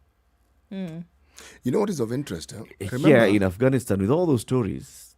This isn't the first time these guys have come to power. In 1996, they were in power, remember? Yes. They had their own, and do this mention of sorting out issues. They sorted each other out. The Taliban came on top. Yeah. Okay? And they were in charge. So some of these allegations, some of the stories we hear, I think arise from that period when they were in charge. And this was their idea of imposing what they're saying an Islamic State. If you listen to the comments that have been made by Zaibullah Mujahideen, their spokesman, the official spokesman, as we're told, they say they are going to encourage everything. Freedom, women employment, Peace, yes. Peace, but as per Sharia law. Now, that provision is what makes you pause and say, so what is their version of Sharia law? Is it a version that needs to be accepted by everybody else, or is it a version that needs to be accepted by the Afghans themselves? It is the Afghans who need to accept this thing. Yeah. And remember, this isn't a country that began turmoil when the Russians came in. No. They were not in turmoil when they had a king. They've had issues that countries have. Remember, that those Balkan states, it was Broz Tito who brought those guys together. Okay? This isn't new on this planet. Yes. There's a guy called Bismarck in Germany who brought those states together. There's a guy called Garibaldi in Italy. They were just little groupings of tribes and clans doing their own thing. Yeah. Now, when you have such a situation close to home, let's leave Ethiopia for the time being and go to Sudan. Southern Sudan got independence, didn't they? Yeah. How's that independence going? They still have issues. It's a hiccup after another hiccup, Yep. isn't it? Yep. And these are people who had agreed to work together. It's a human condition when you throw in the element of power to it. Okay?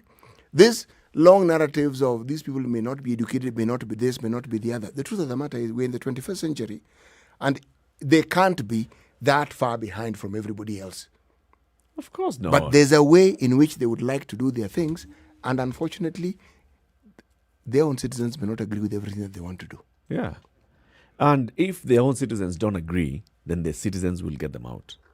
And that's the point I keep making. If people don't like their leaders, people will remove their leader. Eventually they will. They will remove their leader. Usually, but Eric, at what cost? Because the thing is, let them determine their costs. Don't come in and try and say that this is how we're going to help you remove this leader, because you end up with issues. Okay. You know, my mind goes to, again, two of our neighboring countries. Uganda.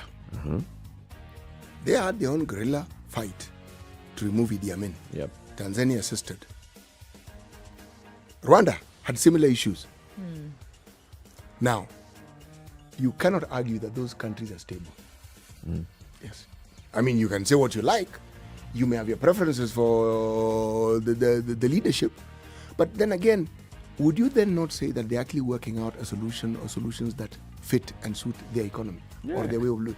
And even within that, there are also dissenting voices. There are always dissenting voices. There'll always be.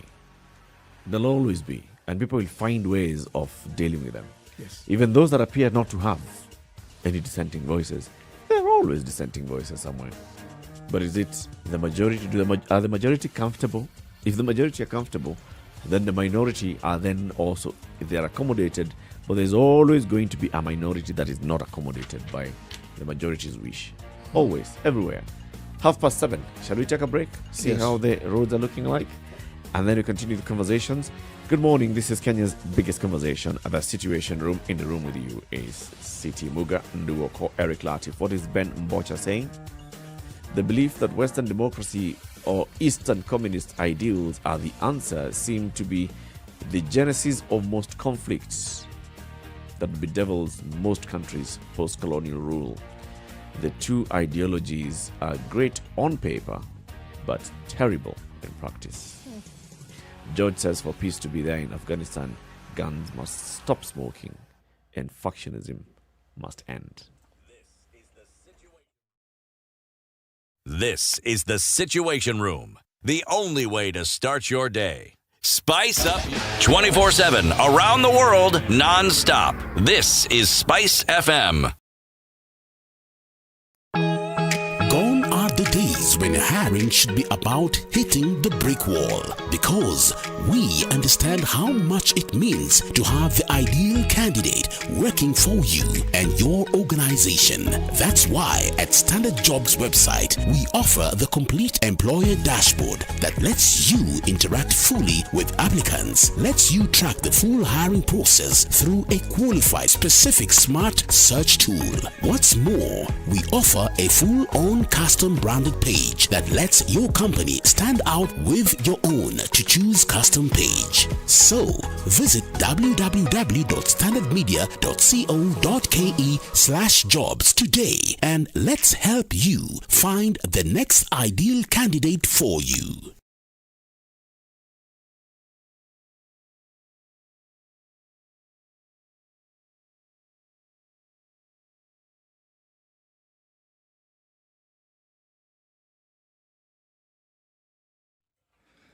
Still cloudy conditions in Nairobi at 14, highs of 23 and lows of 13 today. It's raining in Nyeri at 13, with highs of 20. 25 will be the high in Nakuru. It's sunny at 14.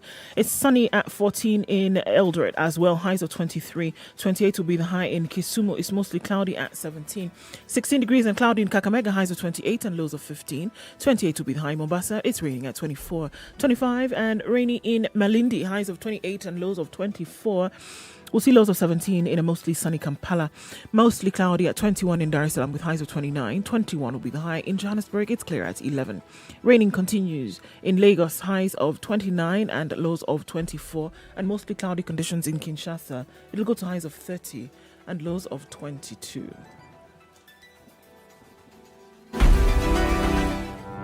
Forgiveness is always conditional.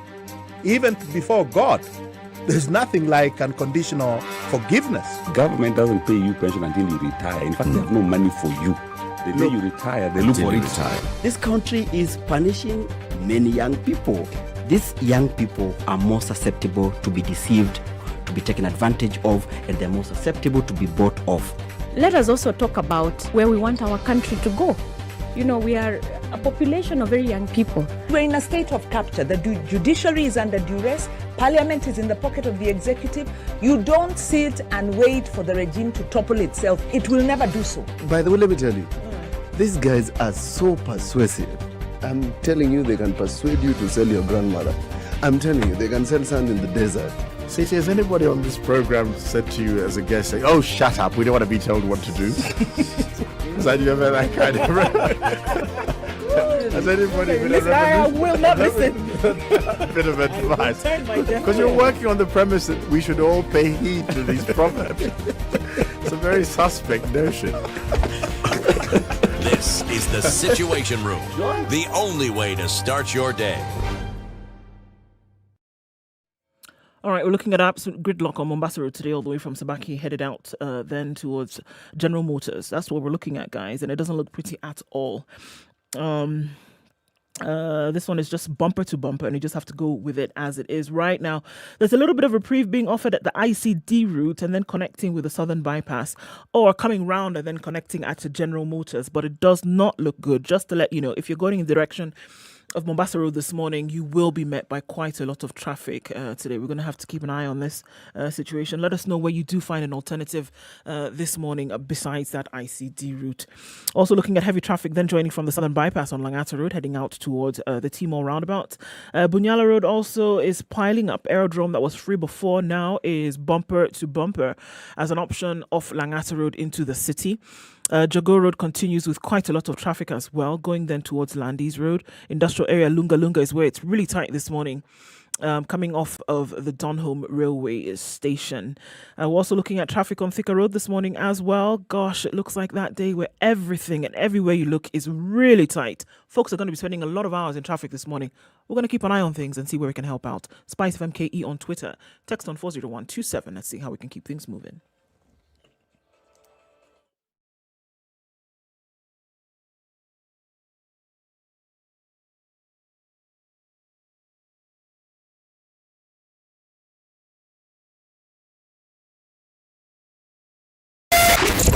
87.9 Spice FM, Mombasa.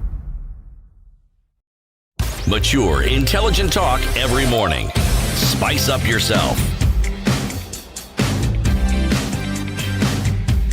Again, is happening on Mombasa Road? So we have traffic from Sabaki, all the way from Sabaki, past the weighbridge at Mlolongo.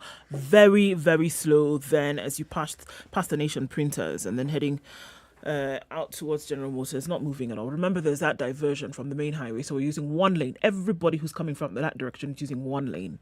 And it's a nightmare of epic proportions this morning yet again. You know, I don't know how many times we need to talk about this.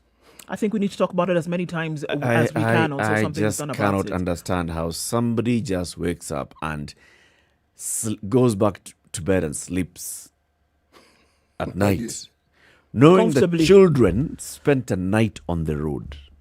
And it's all because of something that you did not do that you should have done. They need not have spent that night on the road. They need not have spent the night on the road. And then days onwards. So that whole section of there from Sabaki, it's all because at Mlolongo, there's an expressway that's being constructed. 60 billion shillings. How many extra billions would it cost if they actually just did some good passageways in the diversions? Eric, it's part of the planning. That 60 billion is supposed to... No, let's to assume that they hadn't done that. Let's assume that they had slept on the job at that point of planning and budgeting, okay? How many extra billions would it be? It cannot be a billion. When we were making... Just to put a motorable surface on the road. When we were making this noise on Monday, and I call it deliberate making noise, because I think that there's a level of cacophony that needs to be made for people then to understand that this is not a comfortable situation. So on my way back on the same Monday, now if you look at the area just beyond Mombasa Road, now when you're talking about a motorable way that can be, there is a lot of space. That's something makeshift. When you've bought a piece of land, right, and they say you will build your house here and you will live here until you finish, what normally happens? There's a little makeshift structure that you build in the meantime for you to be able to inhabit while you continue building, right? Yep. This is what happens where people are actually cognizant of the fact that there will be a lot of suffering if you don't. There is a lot of space through which a motorable way could have been made and then connects with the road that goes behind the SGR. Because there are private roads back there that can be opened up. Private roads, do they belong to individuals? There's an entire reserve. You don't even need to go into private roads. The road reserve is so wide. All we need is a connection between this construction going on Mombasa Road and those reserve roads. That's all we need. Because right now, what you have is bush. It's bush, and there is. So people are just you're told go find your way. Yes, and that's what's happening now. That where you're finding your way, you can actually have something constructed that people can now use and then connect with those reserve roads. We're not talking about something that's out in the air, living somewhere on Pluto. This is here. This is right here that can actually be done. I'm not an engineer. You don't need to be an engineer. You don't need to know, but it is clear that can be done. Just need to have a functioning brain. Roads are constructed for vehicles, for people to use. Yes. So if you block one, it's not as though you've relocated those people to some other place so they no longer need to use that road. They exist so in the planning, you will know. Why is it that when people plan to put up houses, they put up roads, they put up schools? Why? We're not discussing a complicated issue. It's basic. The building of a road, the extension of a road, it's basic. I have never seen any road that is being built, being expanded without an alternative passageway being provided for. I have never seen. In Kenya, what they do is they'll provide you that alternative passageway.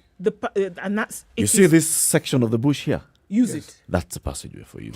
But is create this not, your own path. Is this not one of those situations where whoever's in charge should actually be relieved of their duty?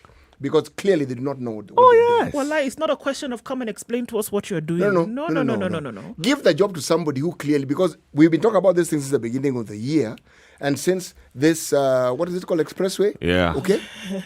60 million. Yes, that nightmare that we had under the bridge was eased. But you know what? With the rains, you know what happened to the road? It's back. Okay. That's what I'm asking. How much money would it cost to level a surface and make it more and trouble. make it passable. Actually, how much money would it? Kama ni pesa mnataka tuchange, just call us for Harambee. We do it anyway. We will changa and then we'll deduct it from that contract. Eric, the Kenyan approach to things is good. Since they aren't doing it, no. The people, it isn't one person. That team, from whether it's Kenha, Kura, we start with the CS. We with the group. James Macharia is a cabinet secretary for roads, infrastructure, housing, and urban development. All right. Start there. All right. Why don't we then just go for the full hog? Let the man resign, and everybody who works under him on this one here, waende nyumbani. Other people who are capable of doing a better job, let them do so. I think it's also important to talk about what we see so that we can understand just how bad the situation is. Okay? On this same, look, if you're looking at Mombasa Road right now, from Sabaki, inbound, outbound, it is red. And if you're conversant with the way the maps work, when it's red, that means traffic is bumper. Chock-a-blocked. It's bumper to bumper, literally.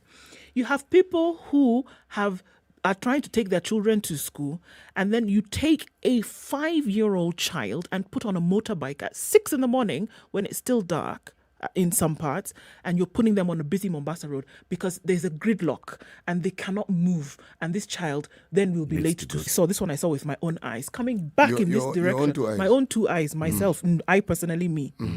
Oh, don't start with me. Uh-huh. So coming back in this direction, people were going to the airport.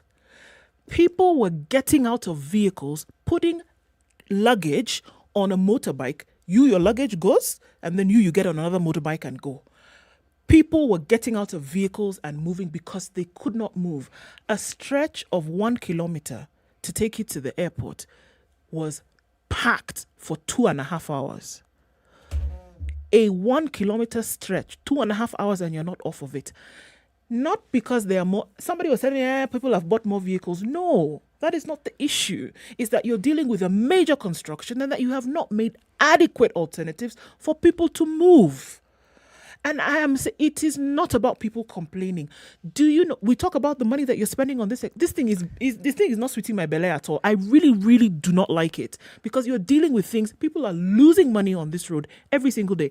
People are spending 4 hours to get to work. They're able to then operate for a few hours and then they have to now start thinking about how they're going to start coming back. It's a nightmare. People are coming home angry. People are getting to their place of work and they're not able to operate because they've already started the day annoyed. What are you doing to your people? Then you say that your workforce is inadequate. What do you expect? What happened to your belly? I was following you very closely and then something happened to your belly. Oh, you see now, when the emotions come out, you even start speaking tongues. Language. You're speaking Nigerian. Okay. It was in tongues. It was in tongues. And it's an entire stretch because the construction begins there in Mlolongo all the way to ABC Place. They made the announcement the other day that for the next 60 days, that section between Kenyatta Avenue and University Way has been closed and there'll be some alternative Not road that it used. will be closed, it's been closed. Yes, Actually, has been closed for 60 days. I was addressing the CS and I need to continue addressing him. You know, our at work, these people of his are giving him a bad name. Okay? He already had one. Okay, they're compounding it. What I'm saying is, it's not as though this is the first time we're building roads in this country. This is not the first so-called, this expressway may seem new, but it isn't really new. We've had them in shorter measures. But if we keep complaining about the same thing over and over and over again, then something is very, very wrong. And the buck stops with the CS. It does. There's nowhere else. People are stuck. I was talking about that section between Kenyatta Avenue and University Way. Yes. So one moment you go there, you find police have blocked and they're telling you need to go down. You're coming from, you want to access Kenyatta Avenue to go towards University Way? Yes. No, get into town. Find your way. I imagine. You're going into Westlands. Get into town. Get into town. Yeah. And town, my friend. You figure it out down there. You go How figure you're it going to out, sort it out. how you will end up in Westlands if you're going to Westlands. Okay? If you're coming from the other side, figure yourself out. Same thing. Coming from Westlands towards town, there are places where they've even put mounds of soil. You see, bang that in the middle, area bang there, near Kempinski. Yes. So the other day I was asking myself, you're doing all these things so that traffic motorists can use one section of the road, one lane. What about the pedestrians? Find your own In way. all these places, where do pedestrians go? Eric. The place that has been used as now the alternative road between Kenyatta Avenue and University was a pedestrian walkway. You know, you are talking about from Kempinski. There's a rhino charge path that they've created. And when I say rhino charge, I mean it. If you have a car that has low clearance, you're in trouble. Where is this? Immediately after, if you want to join that bypass that now takes you towards Forest Road and Wangari Maathai Road and so forth. Yes. After Kempinski. Oh, yes. My friend, rhino charge territory. You go up and down and up and mound and another steep mount. It's crazy. But there are no signs to indicate. Now, that's in broad daylight. I'm thinking, if you're following this route at night, what on earth will happen to you? No, honestly, it's a mess. And if you don't know that, you know what's going to happen? You are going to go right into town or go through Kijabe Street. And you know where Kijabe Street takes you? Globe roundabout. Bus. My friend, you know there, traffic doesn't move. Madness. So, all these things can be planned for. You know why you have roundabouts? Roundabouts are supposed to ease traffic. You know, I have traffic lights for the same reason. Now, all these things can't exist unless there's a road. Now, are you telling me that you're building a road and roads that have existed before and the need for their use, you've suddenly forgotten that, and somehow we are supposed to fit this puzzle into our daily schedule and figure out. To accept this mediocrity. Yes. And it's not beginning here. What we are seeing here is what has been happening across the country. Yes. Whenever they're doing a road, talk about whichever road, Mombasa to Nairobi. Oh, they are doing some piece of road, then some 20 kilometers of a diversion. My friend, 20 kilometers of madness. Driving on the surface of the moon for 20 kilometers. Just because, we are doing the road here, so find your way. And you know what exacerbates this is then you read of a story of a manager who belongs to that ministry, who has amassed millions and is being investigated by the Anti-Corruption Commission. And they talk about the salary, and you do the maths. My friend, forget adding up. That one doesn't even become maths. It becomes something else. And you ask yourself, so the very thing we expect them to do, it's not complicated. That's why they're employed. They have chosen another employment, another source of revenue collection, and it has nothing to do with giving us what it is that we are paying for. Because, again, the anger is justified. When you hear money, when there's an accusation that money has been taken, it is my money that is being taken. It is our money. It's not somebody else's. It's ours. Even if we were told we borrowed it, we pay for it. You know, I don't know what needs to happen for those in leadership within the government, and this is the government now, to understand that they actually are supposed to work for us. And part of their job descriptions is not to make our lives impossibly difficult and hard and painful, because it's unnecessary. Just a little bit easier would be nice. No, just do what you're supposed to do. This isn't asking for favor season. It is complete, especially if you look at this project that's going on. It is completely doable. They are able. Even now. They are able even to now. make this project not cause this kind of headache that we are seeing. You know, it is possible. We are not talking about something that's an impossibility. It is possible. It just tells you that nobody's just thinking about it. It's not something that they consider important. After all, you're a Kenyan and you'll figure out what to do. Yeah. Somebody drives in a four-wheel drive vehicle because Kenha offices are down Mombasa Road, are at the airport. So people don't live at the airport. No, they I'm don't. sure Kenha managers don't live in the 3 hotels that are within the airport. And neither do they live in the direction of this mayhem that we're speaking of. They live in this direction. They have to use Mombasa Road to get to work. Yes. Either way, they have to use Mombasa Road to get to work. Whether they come from the leafy suburbs of any of those rich estates, or whether they come from where the rest of the hoi polloi live, they have to use some section to get to work. And if you're a manager of Kenha, and you just don't see what the problem is, you will never see yourself because you're the problem. It is not very possible for... there is a Swahili saying, Nyani, haoni, kundule. Precisely. It makes perfect sense, does it not? The CS, James Masharia, this is right down your docket. You're the one who comes out every so often to update oh no, the road is now 60% complete. The road is now what the works that have been done. In fact, this contractor has been doing a very, very good job. Look at how fast they've done it. Look how they are constructing those huge concrete things and then transporting them at night. The contractor is doing very well. So, because the CS James Macharia is the one who keeps coming out to take credit for the good job that's being done, the CS James Macharia should take the fall for this particular one. Good job. People cannot spend nights on the road, and then the next thing you're coming to talk to us is how well the contractor is working. You're keeping your boss sleeping on the road because that road is being paid for by these very people who are inconvenienced. Oh, sure. And interestingly enough is that they will still pay for it to use it later. Yep. They're going to pay to use it later, and they're being inconvenienced even when it's being constructed at this point.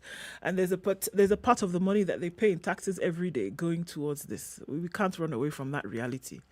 We can't run away from that reality. Investor PPP, call it whatever you want to call it, but there's a price that Kenyans are paying for that to go up. And then there will be a price that they will pay thereafter to use it as well. It is unacceptable, completely unacceptable that you inconvenience people to that extent. You know, it's uniquely high, the price that is being paid, and it's absolutely unnecessary. Every day, every single day, there's no reprieve. If anything, it's going to get worse, because this part of the road just started. They just started on this part of the road about a month ago, but now we are seeing that they are actually now, digging away at the main highway, and so there's very little road left. But there's a lot of space. And, even now, there's something that can be done. There's something that can be done now. And I think the call continues to be, do something about it now.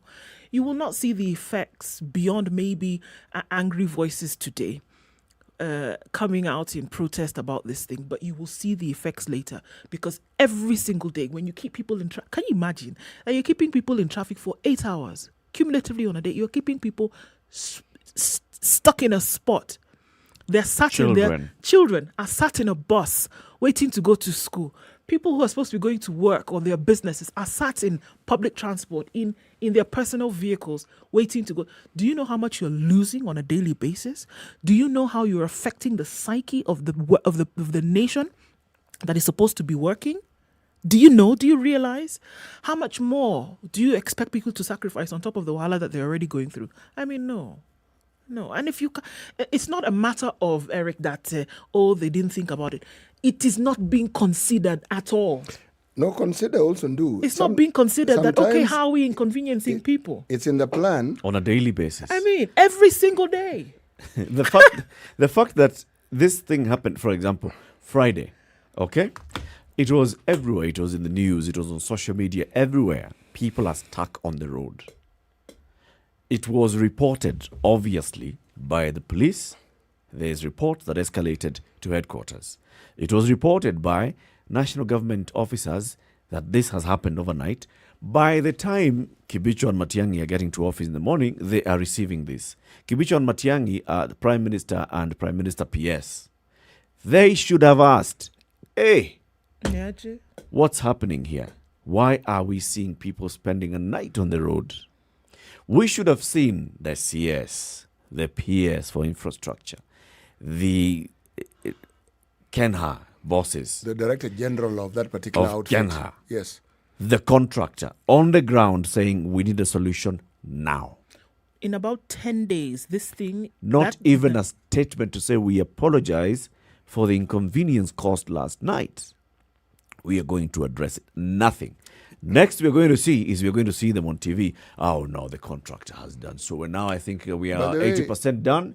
80% done. We should be opening in February. There's something else that has been happening. Remember there was this story of a tree in Westlands. A very old, very significant tree. Yeah. Yes. Nairobi University in the environs. Man, we've had some trees there for the longest possible time. Mm-hmm. Now, I wonder, don't people think that some of these are not just landmarks, but they are significant? They want trees that are going to... They are part and parcel of the history of that particular place. Mm. When they plan, is the plan just simply to cut down every shrubbery that you come across? Have you seen people clearing the ground to build and then try and plant trees again? And they cut down trees which already existed. Absolute madness. You know, this company that's doing this job, it's from China. Yes. The financing it's getting is from China.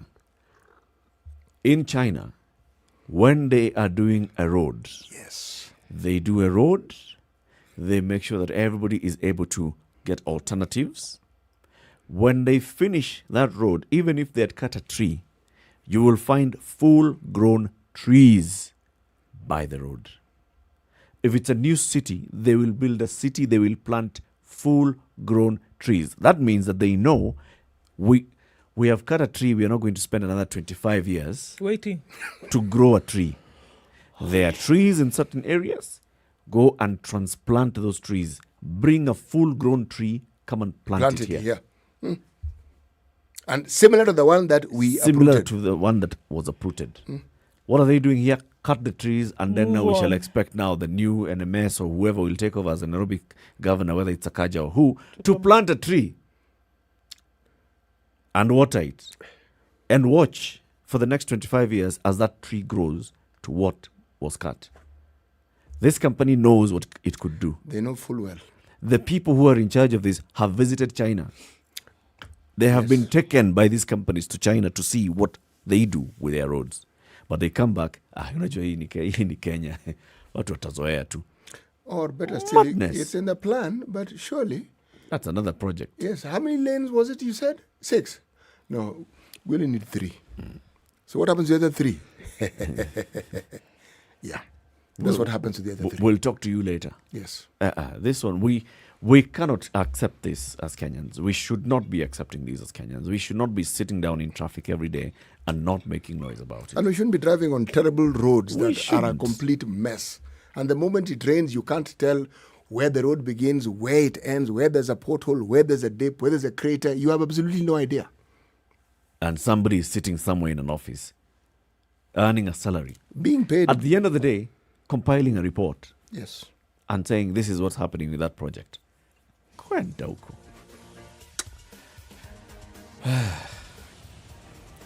It's not enough ranting for any day. This ranting must continue. It must continue on a daily basis. Good morning. This is Kenya's biggest conversation. It's the Situation Room. Wherever you are stuck in traffic, just get onto Twitter. Tag us at SpiceFMKE. Let us know. And okay, don't just tag us. Also tag the Cabinet Secretary for Transport, James Macharia. Tag him as well. Let him know that what he's doing is completely unacceptable. It does not matter. He is not Mheshimiwa. He works for Kenyans. That is, his Twitter handle is at James Macharia _. That's the Cabinet Secretary for Transport, Infrastructure, Housing and Urban Development at James Macharia _ and tag us as well at SpiceFMKE. He needs to get this message. People cannot be suffering on the road when they shouldn't. Good morning. It's 8 a.m.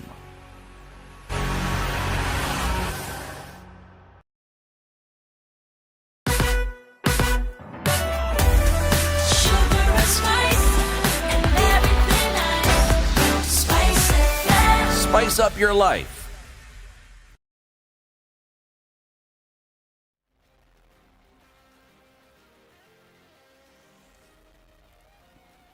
This is Newswire. I'm Dennis Aseto. As we approach the 2022 general elections, leaders are positioning themselves strategically so that they can have a bargaining power, especially where coalitions are being formed. Mount Kenya leaders led by Martha Karua, Moses Kuria and Mwangi Kiunjuri met and discussed issues surrounding the region moving forward, insisting that they will form a coalition that brings together parties from the region. Let's listen in. We'll set out the priority issues of concern for the mountain and for the country, because remember, the mountain is a part of Kenya and our issues are interconnected. We shall be constituting ourselves into groups whereby we shall be approaching other organizations that really matter within the mountain. Nobody is going to get this region for free or for cheap. We are selling it to the highest bidder because we must get what is the best for this region. Na hatuna aibu ya kusema namna hiyo.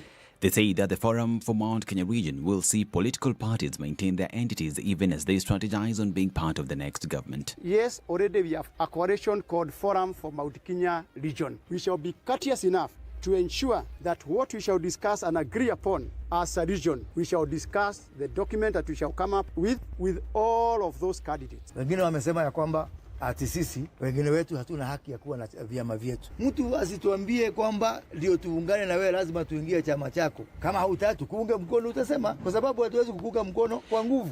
Now, President Uhuru Kenyatta's efforts to merge the Jubilee Party and ODM are slowly coming to fruition. These after Jubilee Executive Committee approved the plan. In a statement, Jubilee Secretary General Raphael Tuju announced that the exercise has been approved following extensive consultations between the committee members. The NMC, together with the House leadership, has granted permission to the party secretariat to begin a formal engagement with the ODM party. We are open to discussions with all other parties so that the signing of the framework agreement with ODM does not in any way stop us from having a framework agreement with the other parties like ANC, Ford Kenya and Wiper.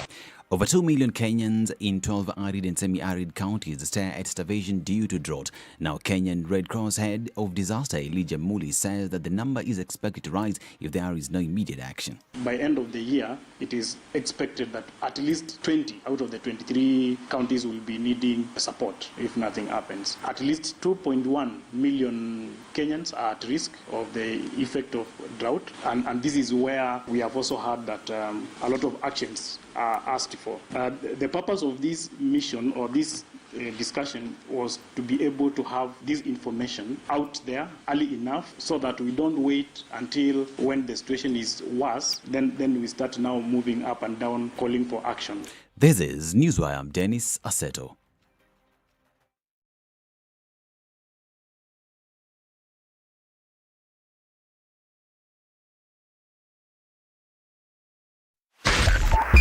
.5 Spice FM, Kisumu.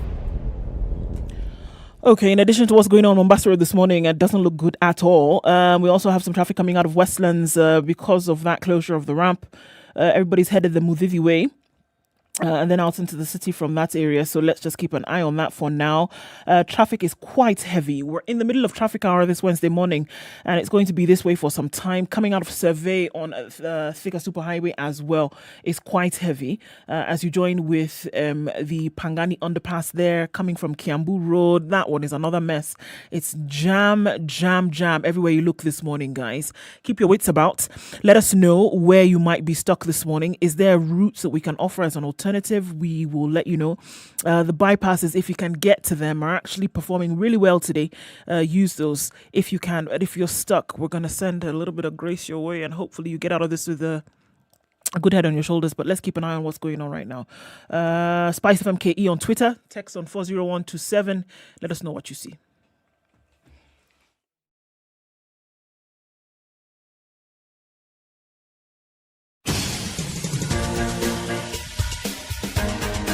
This is The Situation Room, the home of hard-hitting political commentary and penetrating insights about the state of the nation. This is a talk radio experience like no other. The Situation Room, a place for hard truths, debates, and elevated conversations. The Situation Room, witty, political, engaging, deep, controversial. In the room, we have C.T. Muga, researcher, academic, seasoned political observer, a fountain of wisdom in these politically uncertain times. Ndu Oko, Nigerian by birth, Kenyan by choice, communications expert, Pan-Africanist, a truth seeker and believer in people power, and Eric Latif, agent provocateur, the man in the chair, seasoned journalist, news hound, a man who believes in punching up, not down.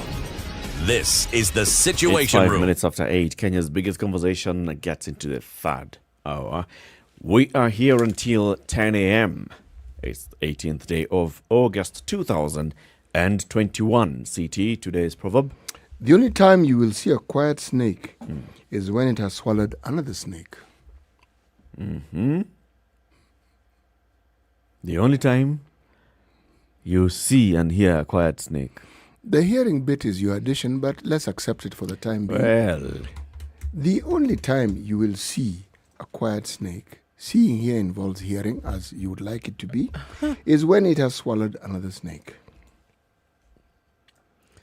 This one is one of those proverbs that the person who came up with that proverb, as we said, the elders never really agree. This is one of those drunkards of the village.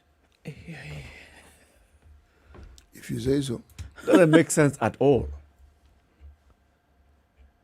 Quiet snake swallowed another snake. Clearly, you haven't grown up with snakes. Or you haven't grown up in an area where there are many snakes. You grew up with snakes?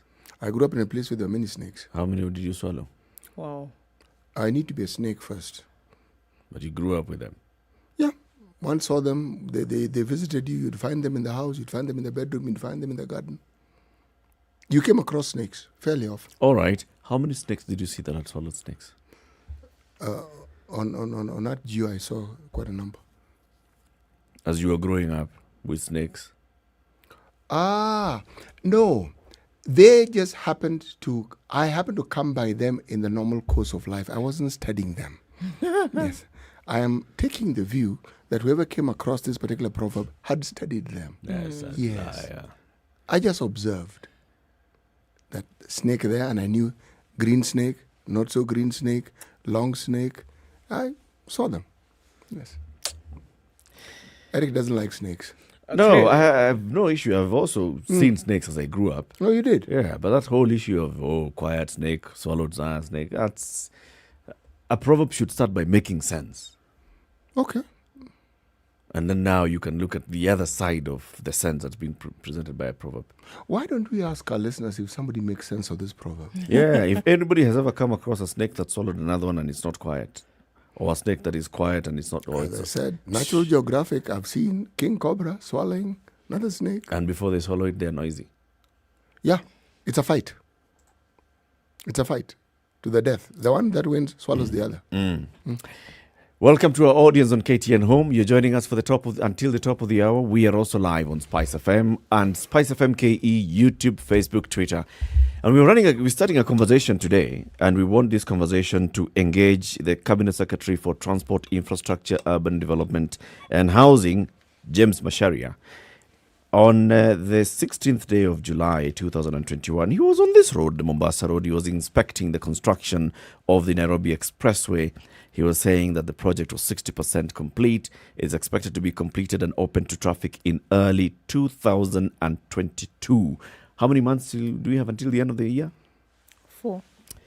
Yeah, so 4 more months, whatever is happening today on Mombasa Road, expected to Eric, that road will not be complete in that time. For sure, it will not be completed. This expressway, forget it. Nothing. Forget it, it won't be. You heard me say it before, let me repeat it again for good measure. It will not be. When we get to the middle of next year, it still won't be completed.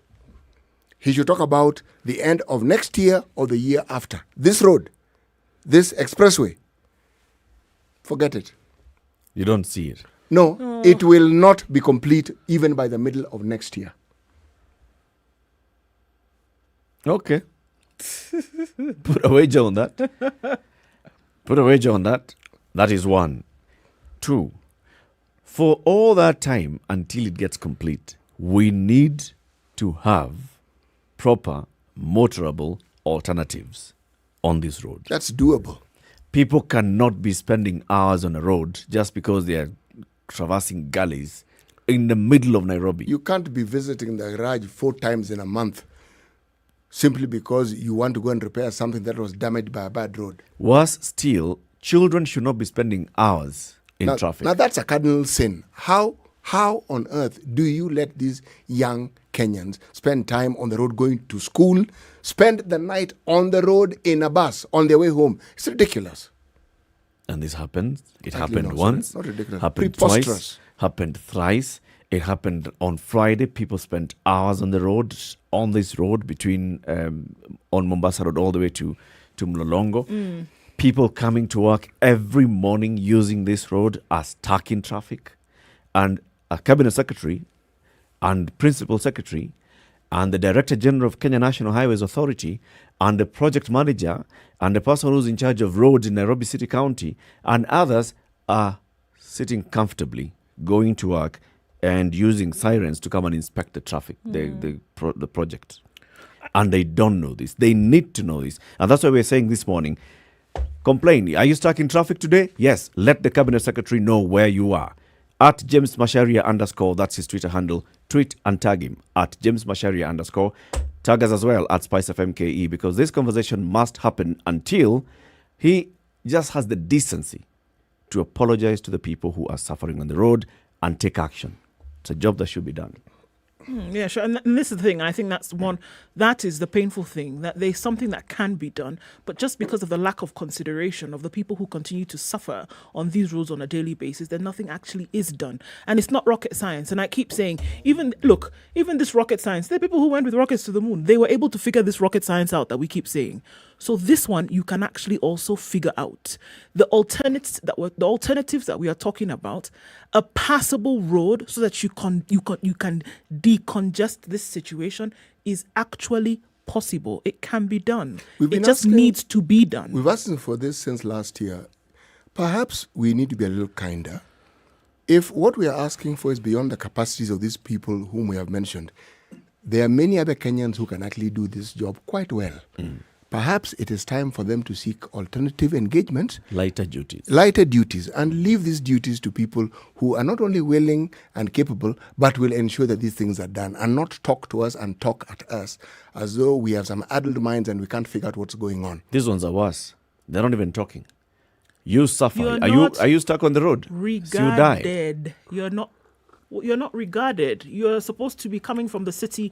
You're going somewhere else and all traffic is diverted. However you're going to figure it out, that's really up to you. It's your problem.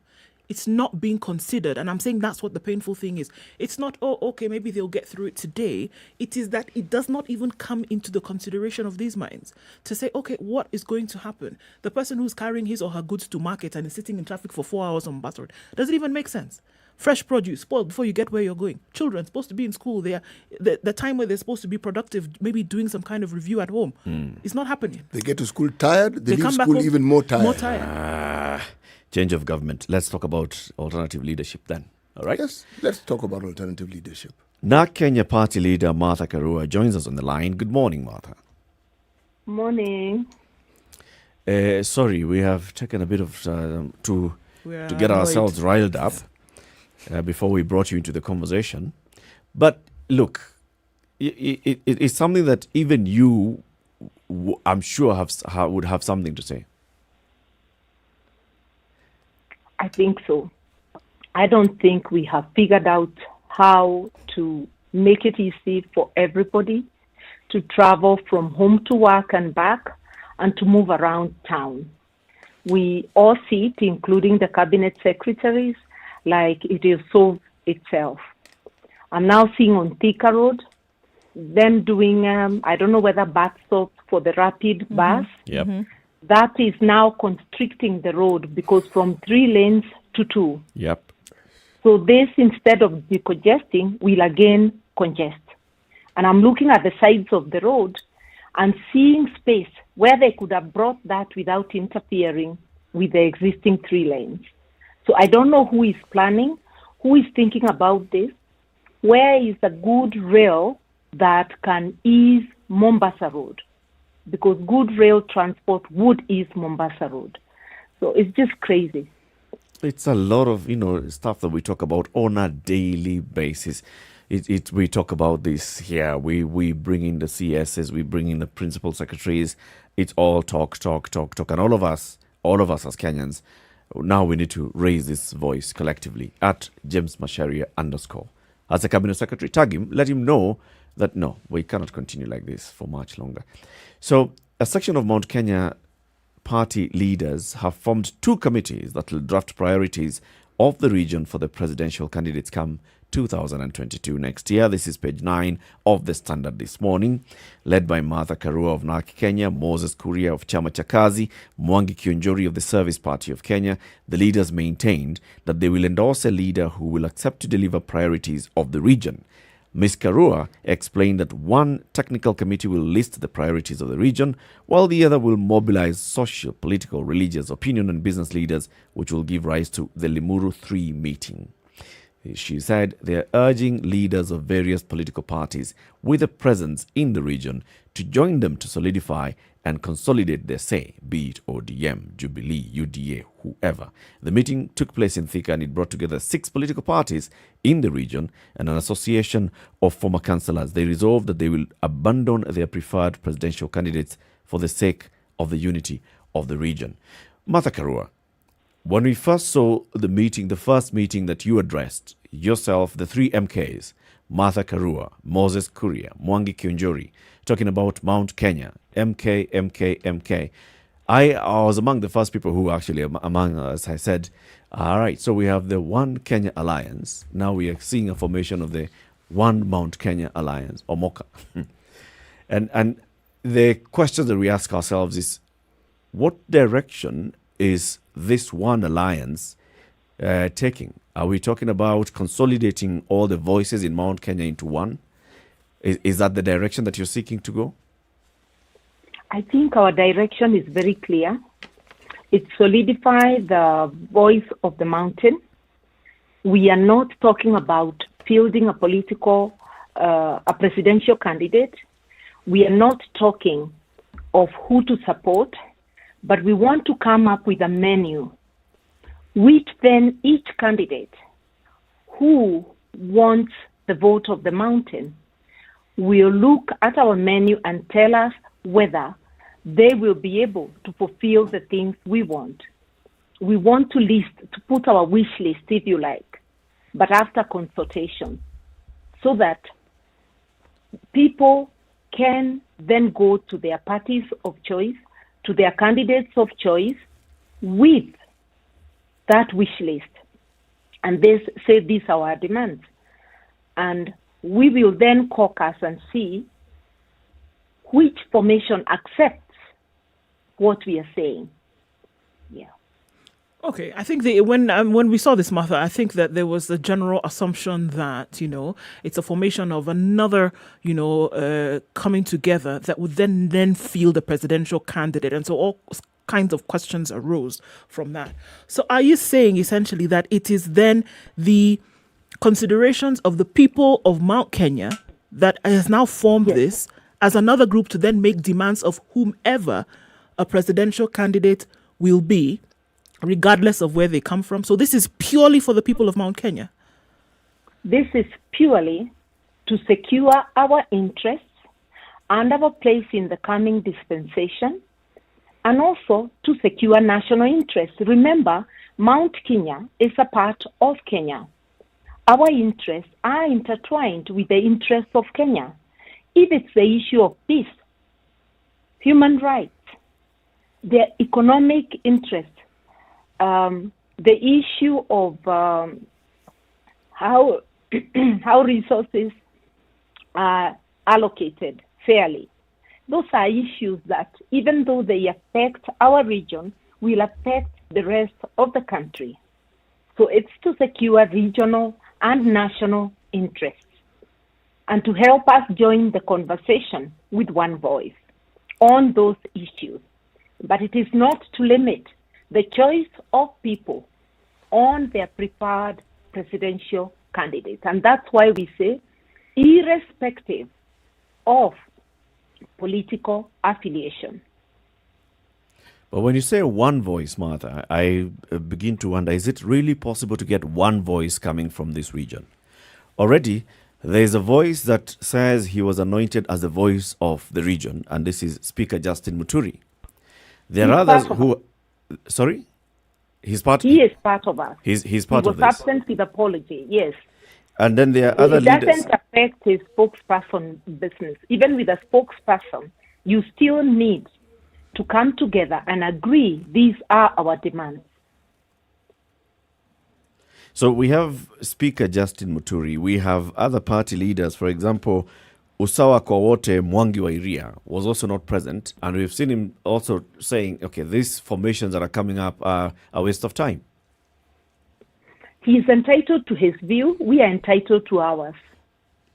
So let everybody express their rights and respect the beacons where the rights of others begin. It's as simple as that. And that's what I meant. meant. And you asked a question whether it is possible to have one voice. Yes. This, we are free to express our opinion, and therefore there will be dissenters.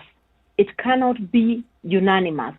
That is not possible in any part of Kenya, in any part of the world. But you can have a good majority backing those demands.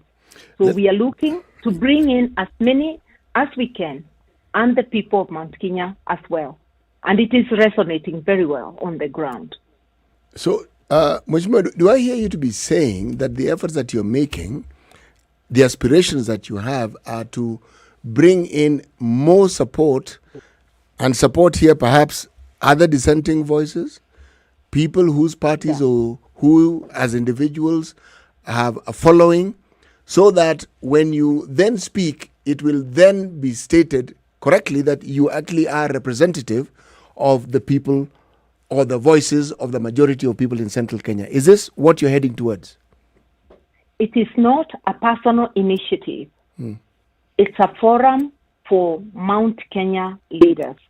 So it is not Martha Karua, Mwangi Kiujuri, or Moses Kuria. Part of the things the technical committee will be doing is formulating rules, including leadership of the forum. So those are issues to be put on the table. Having called out the meeting doesn't make us the leaders, the perpetual leaders of the meeting. We are just part of the Mount Kenya leadership. So this is not for individuals. It is for us collectively. There are those that say that it's perhaps because it appears as if there's no strong Mount Kenya representation in the coalitions that have been formed. In One Kenya Alliance, we don't have a strong Mount Kenya leadership.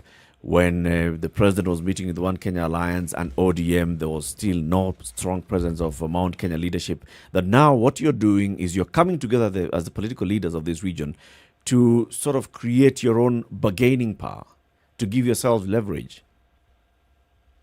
Not ourselves as individuals, but to give the mountain leverage. If we are scattered all over and we have no plan on how to move forward, then we are leaving it open for people to come and impose themselves. Mswahili anasema ukikosa kujipanga utapangwa. Hatutaki kupangwa. Tunataka kujipanga. We have more questions to ask on this, Martha. Please stay on the line. We want to take a quick break. Okay. It's 24 minutes after 8, Kenya's biggest conversation. Having a conversation with NARC Kenya party leader Martha Karua, who yesterday was meeting with other leaders, Moses Kuria of Chama cha Kazi, the Service Party of Kenya's Mwangi Kionjori.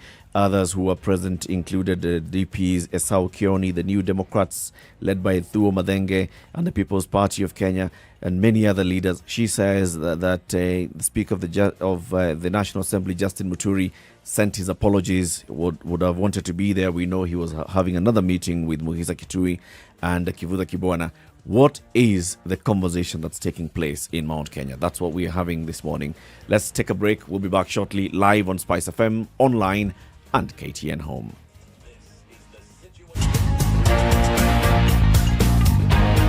This is the Situation Room, the only way to start your day. Spice up your life 24/7 around the world, non-stop. This is Spice FM.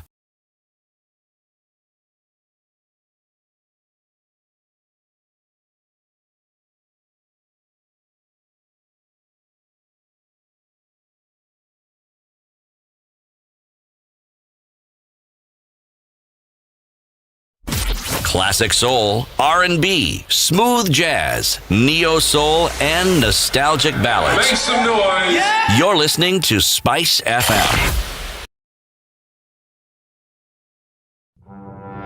There are so many people peddling what is false and that it bears remarkable resemblance to what is true. Politicians have their agenda, and their agenda is to use every opportunity to sell that agenda and to loot this nation. I have seen major strides that are done in this country when we talk to each other as against talking at each other. We start getting back into the tribal cocoons which were put to us by the colonial powers. You know, they gave us physical freedom but not mental freedom. We're still mentally colonized today into these cocoons of tribe. Now, if you live in an area where it's difficult to find a dog, He's a goat.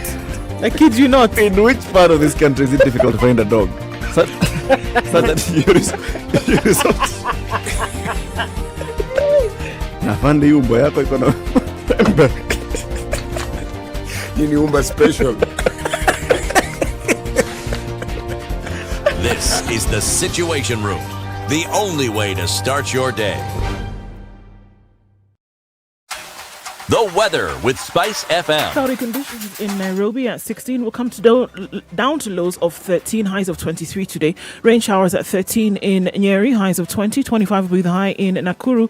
It's sunny at 15. It's 15 and sunny in Eldoret, highs of 23. 28 will be the high in Kisumu, sunny at 19. 19 and sunny in Kakamega, highs of 28 and lows of 15. 28 will be the high in Mombasa. It's raining at 25. 25 and light rain in Malindi as well, highs of 28 and lows of 24. 17 will be the low in a mostly sunny Kampala today at 22. 22 and light rain in Dar es Salaam, highs of 29 and lows of 21. 12 degrees and sunny in Joburg, highs of 21 and lows of 8. Light rain at 25 in Lagos, highs of 29. And 30 will be the high in a rainy Kinshasa at 22 with highs of 33.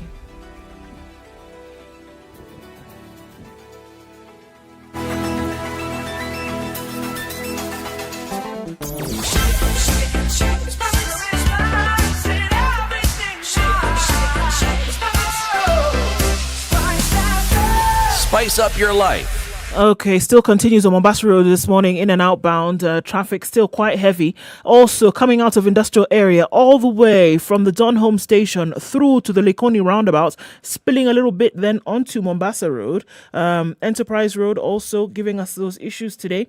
Langata Road looking quite packed. It's also coming off from Gong Road in droves as well as you get towards community and then towards the city. So it doesn't look pretty anywhere you look. Smack dab in the middle of traffic hour. Hopefully we'll get some juice so that makes things a little bit easier to pass through. But tell us, keep us abreast of what's going on in your neck of the woods. Talk to us on SpiceFM KE on Twitter. Text on 40127. See how we can make it easier for you to move this morning.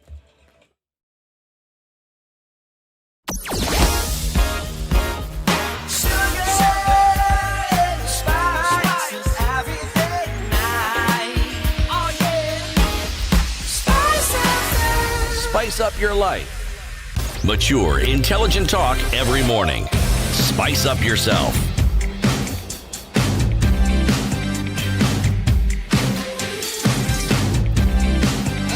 Mornings done right. 94.4 Spice FM, Nairobi. 29 minutes after 8, Kenya's biggest conversation. It continues on Spice FM, online, Spice FM KE, YouTube. We live stream the show on audiovisual, Facebook, Twitter, and our website, www.spicefm.co.ke. And we are also live on KTN Home. Joining us on the line is Martha Karua, NARC Kenya party leader. And in the Situation Room is Eric Latif, Nduoko, and Siti Muga. Mheshimiwa, there's a question I'd like to ask. And it has to do with the subject of numbers, because there are those who, when commenting on politics, say that politics is a game of numbers. The three parties that we hear of coming together in the discussion aren't the only parties that exist in the Mount Kenya region. What I want to know now is... 7 parties, not 3. Oh, there are 7. No, I said the 3 that we have discussed in this forum. Not that they are, but thank you for the correction. Yes. What I'm saying is, what numbers do the 7 parties actually command? This forum is not for that 3 or 7 parties. It remains open. It's a new forum. We have the outreach committee to bring up leaders, parties, formations. And if you remember yesterday, Governor Kiraito issued a statement in support of the forum. So many people are coming, and it's going to remain open, even to those who may now talk disparagingly of the forum. Tomorrow, when they feel the support on the ground, they're going to be joining. So the doors are going to remain wide open. It's not just for parties, but we started with party leaders and leaders of formations. We had the association, National Association of Former Councillors, the Kiambu chapter, and the National Secretary who is from Meru. We're going to continue having these groups. We had the Mount Kenya Council of Elders send Dr. Karau and also the GEMA with a message of goodwill. So really, people are coming, and we are going to continue enlarging until the mountain thunders. Everything that I hear is appealing to the ear, but it's aspirational. Now, while I say it's aspirational, I am thinking there already exists a conglomeration of parties called Jubilee, and this has been representative of that region, the Mount Kenya region. So where will you stand with Jubilee? How will you relate to Jubilee? Jubilee is invited, all political parties, whether Jubilee, ODM, all political parties represented and having a presence in Mount Kenya, including UDA. So we are saying, let everybody come. Let's agree, because there are residents of Mount Kenya who are in these parties. Let us agree on our common agenda, which we then can market and make demands on our formations of choice. I think when it comes to choosing the next leader. You know, I actually like the aspiration, and I think it's a good one, politically speaking, of course. But if I look at the reality of the move, it is almost akin to depleting the numbers of these other parties who may want themselves to have the same sort of presence that you have in the Mount Kenya region. I think that's your view. You're entitled to it. But remember, even as political parties within the forum, we will also compete for space in Mount Kenya in the election. So my view is totally different from yours. This is unity of purpose. The purpose being our common interest. After that, we are all free to grow our parties within the mountain. We are all free to vote for presidential candidates of our choice. We are not limiting the choice of the people of Mount Kenya, but we are elevating our interests and solidifying them. Martha, what are some of these interests? What are some of these interests that you're talking about? I mean, have they already been articulated? Are they things that are going... And also, are you hearing from the wider population of people who make up this Mount Kenya, or are they coming from particular individuals such as yourself and the others who are now forming this caucus? Or is it the wider population who are clamoring for some of these interests to be heard? Let's go back to yesterday. We formed a committee, a subcommittee, which will lead on what issues are we talking about. And after those issues are put together, we will have a plenary with many more people. So there will be a process, and it will culminate in Limuru 3, where people now can endorse, with or without amendments, what all those consultations we will have come up with. So this is a work in progress. We cannot, as leaders, put up a list and tell Mount Kenya, these are your interests. We have to go back to the ground. And that's precisely what we are doing. Yeah. And those interests are economic, social, cultural, and political. You know, they're wide. I think this is the first time that we are seeing, such a sustained conversation about bringing together the interests of this particular region.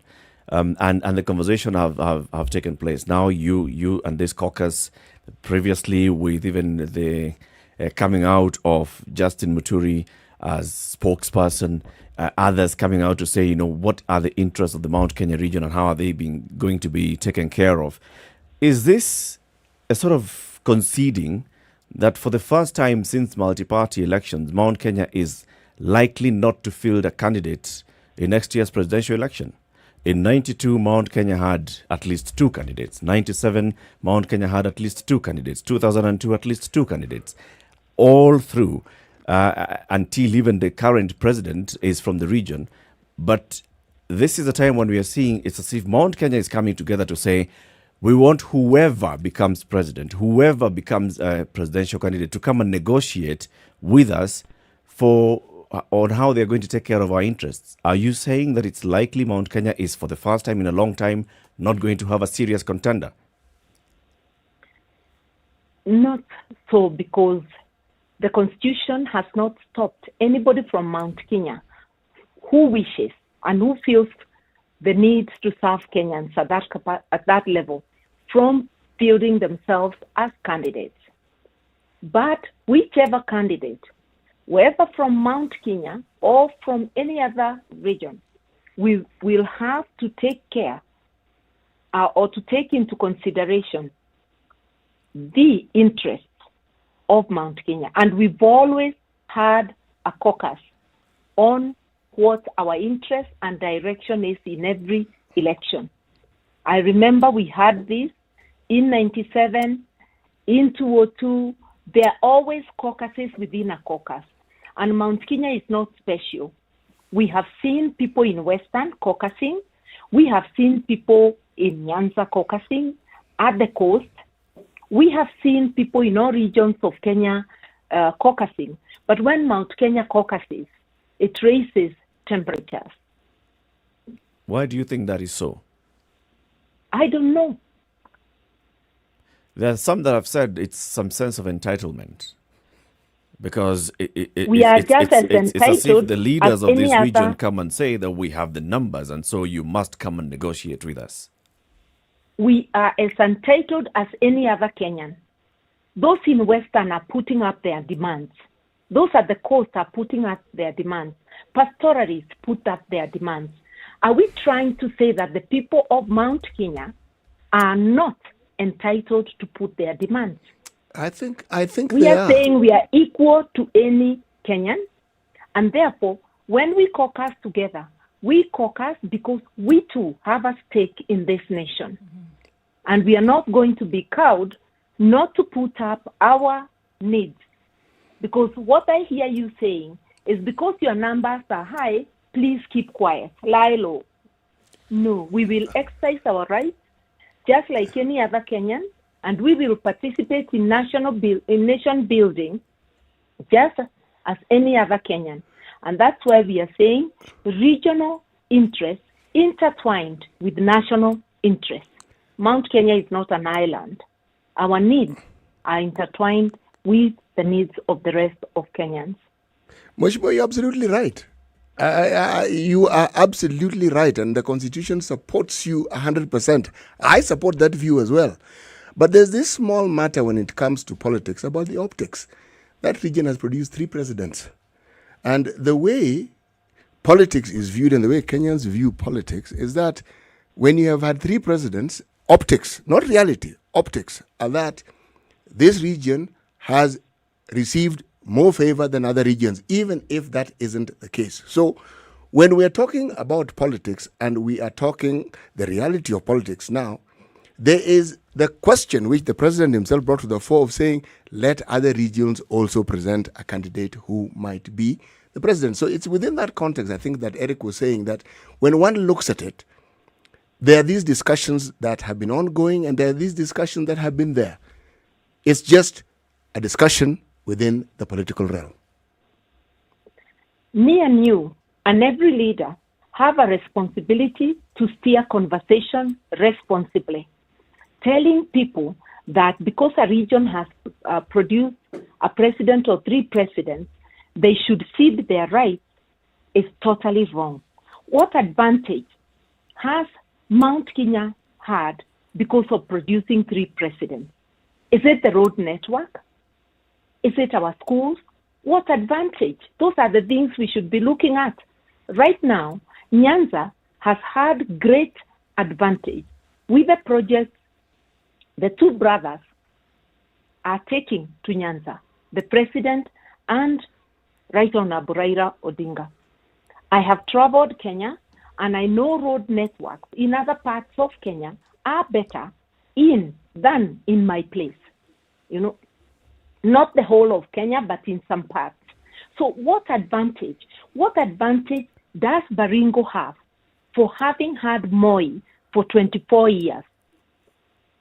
Those are the questions we should be asking. I personally would not care where the president comes from. What I care for is the policies and how resources are going to be distributed, how inequalities in development are going to be tackled, not just about Mount Kenya. There are places in Kenya which lack basic amenities. And that's why we even put the Equalization Fund in the Constitution. And those imbalances are causing a deficit in our cohesion, in our nationhood. So we want to know how each candidate is going to address these issues. And it is up to the media, to leaders like me, to steer the conversation responsibly so that people know for sure, even though it's your tribesmen on the seat, if their policies are not good, it will not benefit you. We are suffering for deficits in health services under Uhuru Kenyatta. If you are in Mount Kenya region and you contract corona, you'll be scrambling for a bed and trying to come to the center for relief, just like everybody else. So what advantage am I having because Uhuru is president over and above other regions? Those are the things that we need to discuss. When policies are not good, or if they're good, they are not followed through, we all suffer. Look at the human rights situation. Kianjokoma is in Mount Kenya. The two brothers were battered to death by police. And that is a question of how police reforms are going on, how complaints of human violations are handled. That is why we are seeing responses that hurt the people. And this is the whole country. It doesn't matter where you are. It is our duty to tell Kenyans. It doesn't matter whether it's your brother. If the policies are not good, they'll hurt you, just like the rest of Kenyans. Do you encourage other leaders from other regions to follow in the same suit, caucusing around, interests? Do you encourage others to do the same thing and say, you know what, form this around your area and make your desires or make your considerations known so that regardless of who you choose as a national leader, they will have this from each and every area? Do you encourage that as well? They went ahead of us. Other regions keep caucusing. So I don't have to encourage them.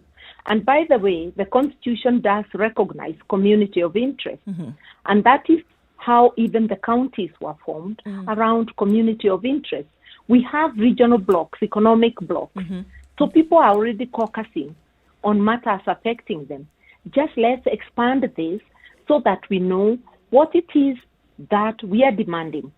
And it's not just concrete. It's not just development in terms of what you can touch and feel. Right. It includes everything from human rights to everything, to an environment that helps us to thrive as a people, to infrastructure, to health, all those things.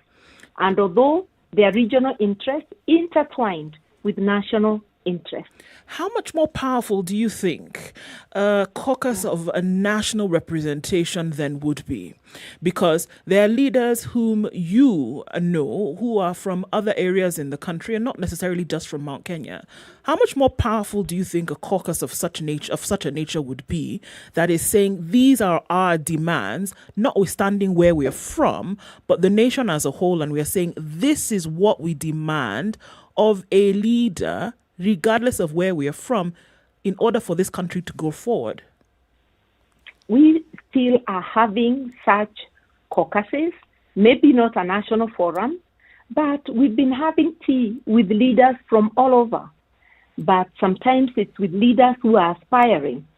So a caucus of interest nationally has not come up yet, but we have NGOs, we have forums. I'm going to attend a forum today convened by religious leaders. I know it will be talking about national interest. And eventually, yes, I pray that we have a very strong national caucus that can give this country direction. If you remember the Ifungamano Forum of yesteryears, it really helped. A push to multi-party democracy, a push to expanded democracy, and a push to a new constitutional dispensation. So having regional caucuses is not a contradiction to having national caucuses, and those regional caucuses can input to the national caucus. Martha, I'm trying to remember, and I think you can help me with the numbers. From the 2017 general election, what number of registered voters are we talking about when we talk about Mount Kenya region? I can't give you exact numbers, but it could be anywhere between 6 and 8 million. 6 to 8 million of the 17 million or so registered voters. Yeah. So that's close to, 50%. I don't think it can be 50%. It's above, it's it 40. Should be less than that. It's around That's 40. why I said about. Yeah. It could be, but I have not sat down to take the actual numbers. Remember, today, we have to look at the voters register.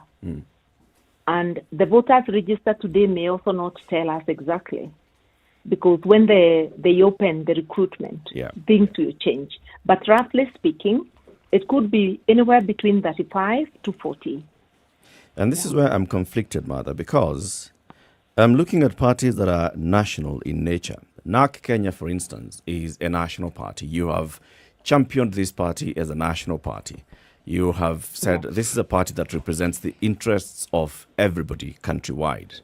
Now, when leaders such as yourself and the others from the region come together and they say we'd like to caucus and push the interests of this region that represents about more than a quarter of the voters, and then we say that we are going to push for equality and push for, make sure that there is equity and resource mobilization and resource distribution that goes countrywide, that's where I'm finding the conflict within myself. Because here is a group that represents over 25% of the votes going to negotiate and saying that another group that represents about 5% or 1% or 2% should also go and negotiate. Obviously, the 25% is going to get more. So when we talk about push for equality, we are already starting from an imbalance. The fact that you are more or less doesn't take away your right to negotiate. But we don't negotiate blindly. We negotiate within the context of the nation and within the constitutional context. I have raised with you issues of inequalities which affect very many areas of Kenya, and especially the marginalized areas, the areas that have been marginalized before. And therefore, we are conscious that even as we talk about our issues, we have to look at it within the national context. And do remember that I have told you, yesterday I was in a regional caucus. Today, I'll be in a national caucus. I see no contradiction. I'm a leader of NARC Kenya, a national party, a party which, through me, proposed the equalization clause in Naivasha during the constitutional making so that we can have affirmative action for the marginalized areas. Yet, I am going to run for Governor Kirinyaga, and that's local.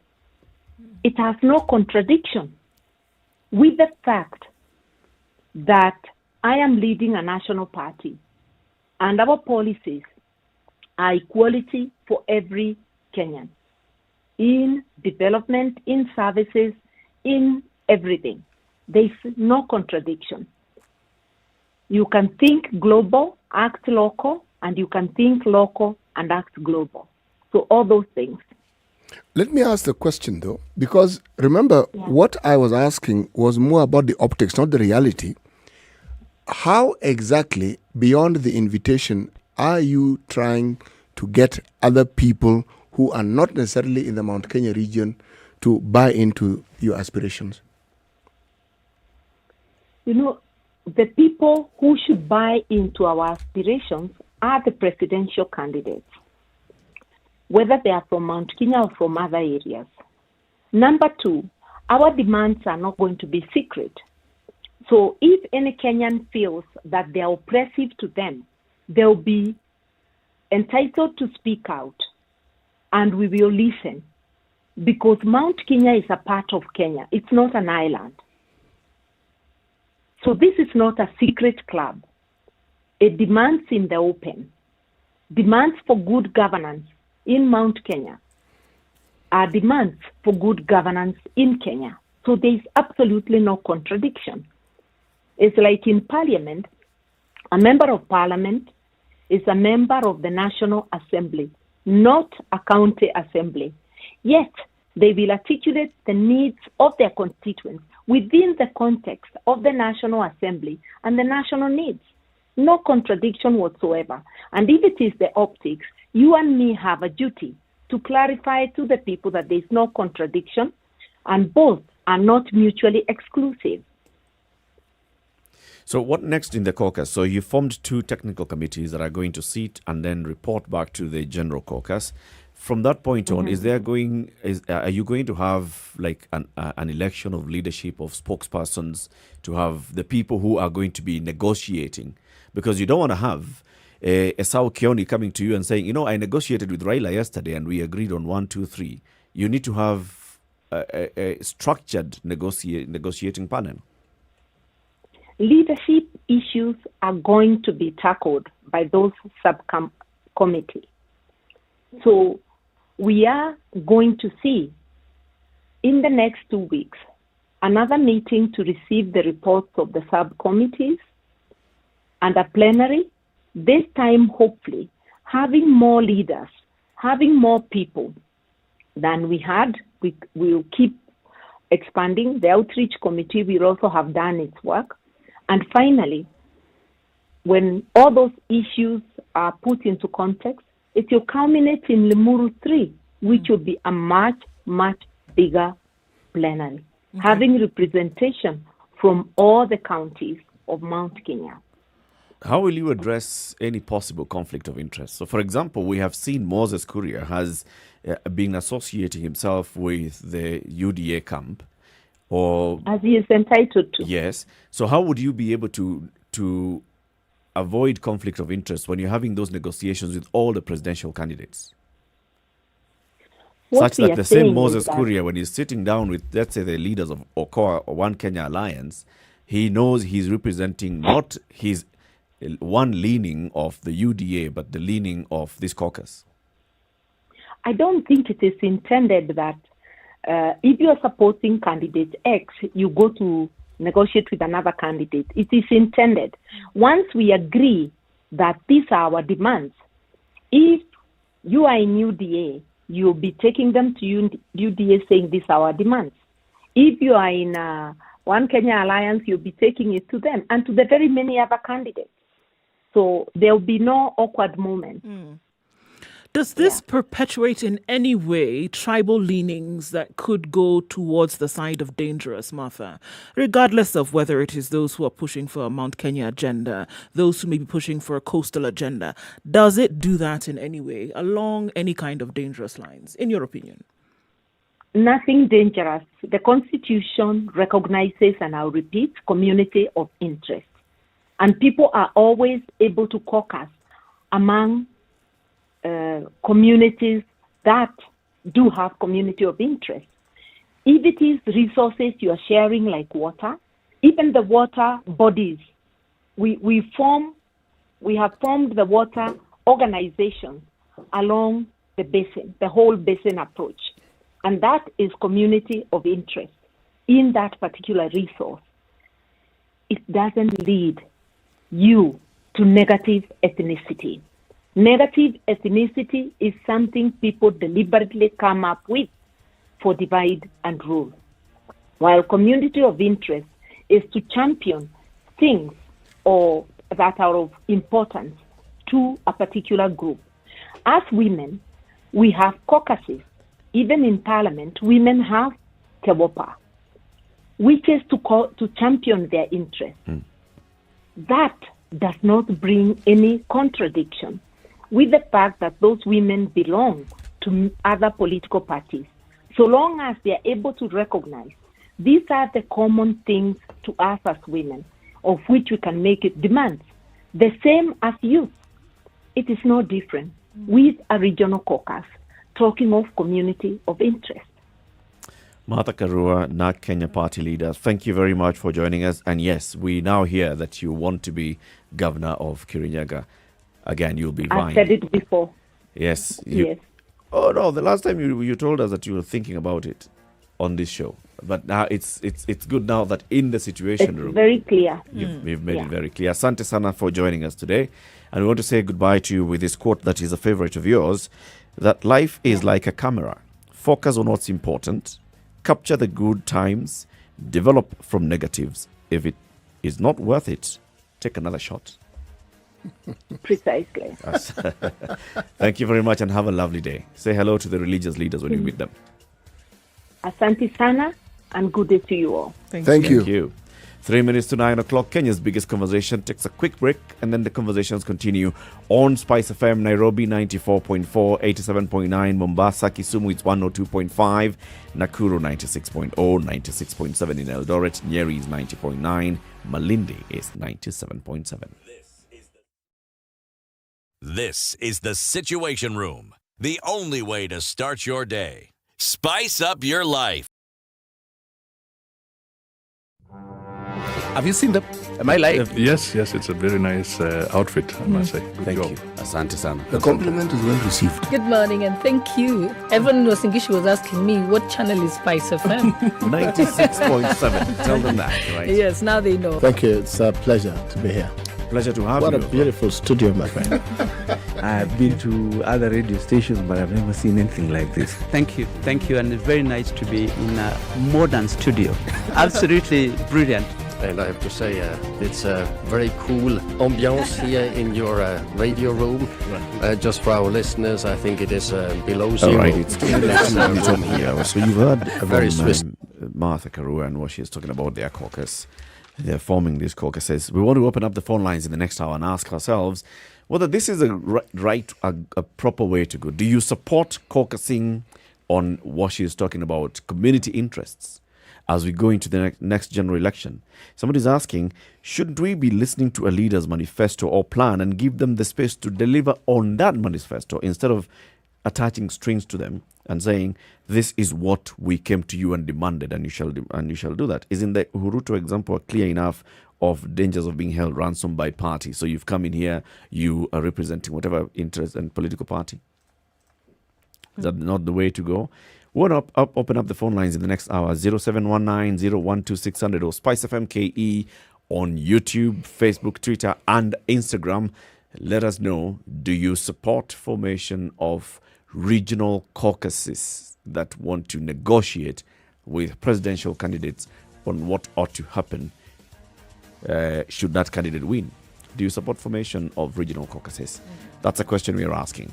0719 012 600. Time for us to take a quick break.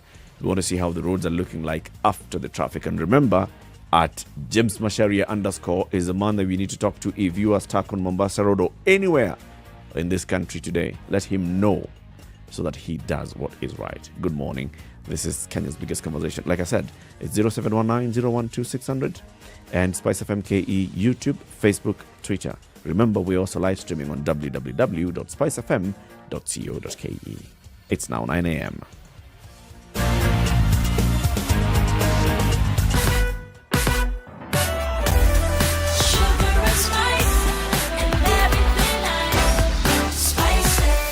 Spice up your life.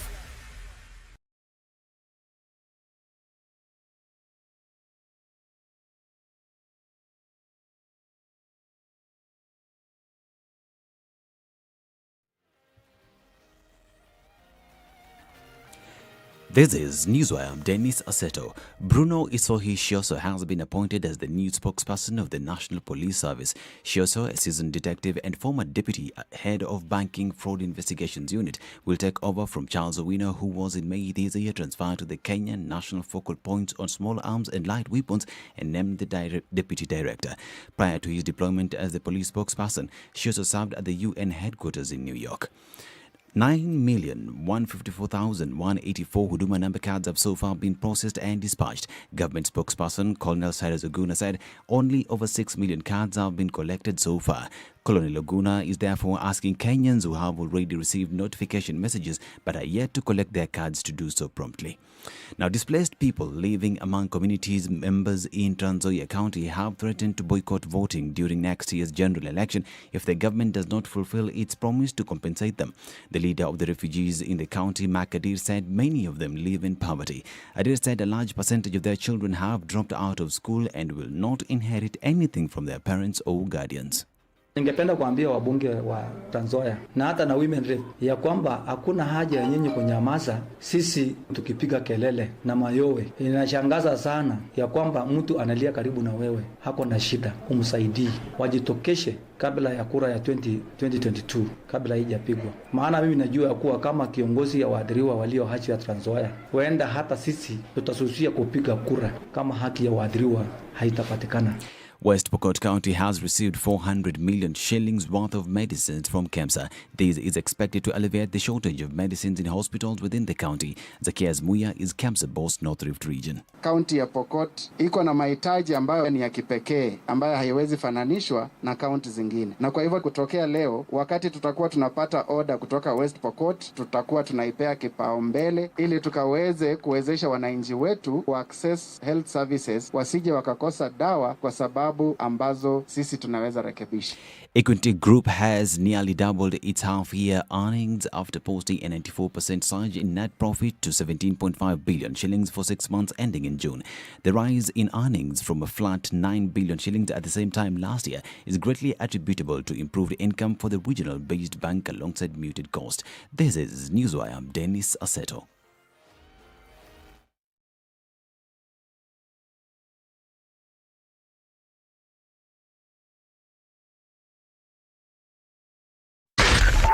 .4 Spice FM, Nairobi. Still continues on Mombasa Road, and we're still looking at coming out of traffic hour in a few minutes, but clearly Mombasa Road has not gotten the memo. Still things very heavy.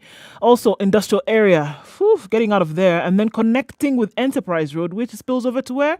Mombasa Road. That is also still an issue today. Langata Road also looking heavy as you connect then from the Timor roundabout and then try to connect with Aerodrome Road, that area all the way to Uhuru Highway out towards Westlands, not even the city. Quite heavy this morning. Kamkunji roundabout coming off Landys Road. Still heavy as well. Thika Super Highway, doesn't look too pretty, guys. Survey that area has cleared up. Where we're looking at now is that hold up then around the Pangani underpass from Muthui. Everywhere else seems to have smoothened out a little bit. But we'll keep taking from you. Let us know where it is that you might be stuck. Good routes to use. SpiceFM KE on Twitter. Text 40127.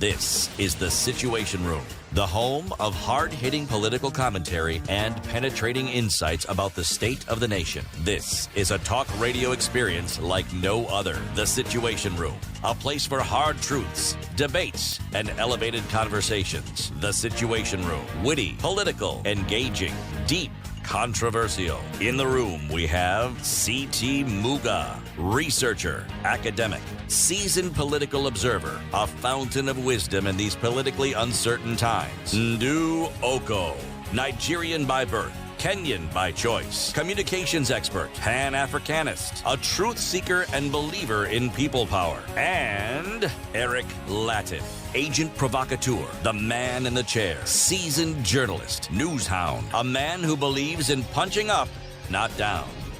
This is The Situation Room. 5 after 9. Good morning. CT, let your snake swallow the other snake. Indeed. And let my people go. The only time you will see a quiet snake is when Eric's people have been let go of, is when it has swallowed another snake. Mm-hmm. You know, there are those who have argued or speculated that when something is deeply profound, it isn't easy to understand. I actually don't quite agree with that particular notion. No. If profundity can be found in simplicity. True. Snake, simple. Yeah. Swallowing, simple. Yeah. Quiet, simple. Yeah. Now, the understanding is what may be a little difficult. Okay. Before we open up the lines, let's remind you at James Mashari _ that man, you need to keep tweeting. Let him know that you are tired of getting stuck in traffic on Mombasa Road because the contractor is basically not putting up proper alternatives for traffic all the way from Lolongo to ABC Place in Westlands. Tag us as well, SpiceFM KE. There's several people who have sent their tweets. Right? Quite a number actually this morning, so I guess the frustration is real. Traffic in Nairobi, especially along Nairobi Express Route and Thika Superhighway, is a total mess. According to Ismail Kimani, James Mashaya sitting pretty as though he's not aware. Please shape up or ship out. That's what we're hearing. Okay, so there's a lot of massacre here, but also no self-respecting sovereign country would let road use contractors oppress its citizens on levels witnessed on Mombasa Road. The citizens are the ones paying for that road and also for your fuel guzzlers and police escorts. Doing my now daily 3-hour commute from Lolongo, which I can ride in 30 minutes, but you cannot even use a bicycle because there's no space for that, according to Makula. When people, according to Olive Githongo, complained about this construction earlier on, they were told that they don't want development. This gave James Macharia and Kenha the don't care attitude. Nairobians are suffering. Development shouldn't come at this terrible cost. It shouldn't. Savati says, keeping Kenyans stuck for hours on end in traffic as you use their taxes to construct roads they will pay to use later with no proper diversions and pedestrian pathways is nothing short of mediocrity. Do better. Yes, James Masharia is in charge of roads, infrastructure, urban development and housing, and he is the man under whose docket Kenha lies, and also he's the man who's in charge of the construction of the Nairobi Expressway, supervising the contractor. Okay? So if we are stuck in traffic, he needs to know that he is not doing his job as it should. Let's keep treating him as well. So we're having the conversation with Martha Karua, and she was talking about what they are doing when they're meeting. So she says initially they started with 3. There was Martha Karua, there was Mwangi Kionjori, there was Moses Kuria. Now it has expanded to 6. It includes even a Sao Kioni DP. It includes the New Democrats, the People's Party of Kenya, and others who have joined in, and also other interest groups, business and the like. And what they're doing is they're coming together, identifying the key issues that stick out in the region of Mount Kenya. And they're saying we want to have these issues clearly articulated. So any presidential candidate who wants to get support from this region and our supporters, the leadership in this region, has to promise that they're going to deliver. This is what Mwangi Kionjori said. We will not support a presidential candidate before knowing what we shall get in return. We are going to hunt, and we are not aiming for an antelope. We are aiming for a buffalo. May I ask this question? Ask. I thought Mr. Festus Mwangi Kiunjuru at some point had indicated that he wants to vie for the presidency. Yes. I see. So the statement seems to imply that he is no longer vying for the presidency, because if he were, then it means he would have to convince himself of the things he has said that a presidential candidate needs to convince this grouping of theirs. I think he's putting himself ahead of the pack and saying, you know what, even if I am coming back to you people, I promise that the issues that we shall come collectively with as the main issues, I will be putting my name down and saying I am going to implement them should you give me your vote. And anybody else who comes, they should do the same. Essentially saying, I'm going to preach water and drink water. Yes. So the question that we're asking is, do you support formation of such regional caucuses? Yegon, good morning. Yes, good morning, Eric, Stiti, and Duoko. Good morning, Yegon. Yes, long time. Yes. Some days. Where are you? I'm in Muthui. Okay. Yes. So I've been watching what Martha Karua is saying. And truly in Kenya, there is no way you can win a presidency without forming a tribal alliances. Because we have never had any president who considers other rules just fairly whereby today you can say, okay, I have a minister from Kikuyu, now it's time to elect a minister from Okiek, from El Molo or James. So every tribal community is negotiating. And they have to discuss what is their interest for you to support you. So the same way we are seeing tribal alliances from the leaders, is the same, directly proportional to the voter. Even a voter at the crown wants to know what our interest as a community. So when I see our candidate William Ruda just thumping that he doesn't need tribal alliances, then I think he will be the biggest loser soon. Because as the leaders move to negotiate, you have had Lemuru 1. They had a meet Lemuru 1, now they are going for Lemuru 3. The same way a voter at the ground is moving with that. Okay. Because if today, maybe I don't have a trust, for example, in Mount Kenya. If they don't have a trust in Uhuru Kenyatta, they have a trust in Moses Kuria or Mwangi Kiunjuri. Okay. So at the end result, the community must listen to one of their leaders. Yeah. Thank you. Thank you, Yegon. Your leader has been told by Moses Kuria, we will not join your party. And if you don't want our support, just tell us. We shall not support you by force. And that is losing terribly.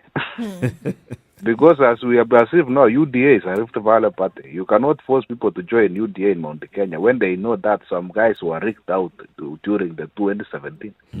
They have been beaten once and they cannot repeat the same mistake. They will not. Whereby now Kano was more superior, having 2 senators in the Senate, other than those who voted for Jubilee, those who voted the URP party. Something. Thank you. Thank you, Yegon. Lydia, good morning. Thank you, City, Ndu and Eric. The radio system is very good for everyone to talk, like Martha Karua talking about alliance is a good method. Demonstration on the road brings looters and robbers. They want their work to be done. So talking like this to SpiceFM on the radio is a very good system of alliance because everyone should come forward and talk so that people then know how to vote. Okay. But demonstration, nobody understands anything and the looters and robbers take over. So discussions on the radio is very good. Thousands of people can understand how to keep Kenya as one peaceful country. Very true. Thank you very much, Lydia. Pigeon in Utawala, good morning. Good morning, Eric. How are you? Very well. You've heard. If you want their vote, you've got to understand their needs. Do you understand the need of Martha Karua to endure the needs of people from Central? Not yet. They've formed a committee to come up with those needs, crystallize them. The problem of these politicians, they think that their need is the need of the citizens. And why they are doing this is just to cocoon around some big political maybe wing so that they can get a position. But they actually represent the people, Martha Karua and the rest. But my brother, I thought you were also a politician. No, he is a presidential candidate. He's going to negotiate with this one. When a group of some few guys come around and say that they are representing the interests of their region, surely they have a president who is almost getting out of office and has not represented their interests for the last 10 years. They still have other interests that need to be represented. So how will you know the interest of the people, Pigeon, when you're seeking their vote? It's very simple. What people need do not need leaders. You see, these leaders have failed to implement whatever they were voted in to represent the citizens. Now they are coming and saying that they are representing other needs. Citizens, the needs of any citizen in this country, be it from Central, Nyanza, Rift Valley, where is the same. People are suffering. The cost of living is high. There's nothing unique about that. It doesn't need some few leaders from somewhere to start pretending that they represent the need of people. These people represent their own needs. They need their own positions. And that's what I'm saying. We should move out of regional politics and regional representations. Citizens of this country suffer the same problem in this country. People are the so-called hustlers, they don't have tribal or regional affiliation. These are people who suffer the same thing. But you see, even those who are fake, who with like Akina Ruto, their own choppers now come and say they are hustlers. And now people like Akina Martha Karua now want to come and say that now they are representing a region, which is totally fake. They don't represent any individual. And that's what I'm telling you, You consider my invitation. I will show them what people need, not what regions need. These people only cocoon around to get their positions. Whether they want to be, I don't know who and who. But they want to Pigeon, be given what and what. And just by listening to you, Pigeon, you seem to know what the people want, but I'm not hearing you say that you've gone to the people to ask them. I know what people want, and that's why I want to represent it as a How do you arrive at this knowledge of what they want? Have you asked them? Just remind me over. I'll tell you, not these things they are talking around that they are going to meet who and do. Those are nonsense. They are not representing anybody. Okay. Thank you, Pigeon. Asante sana. 0719-012-600. Do you support formation of regional caucuses?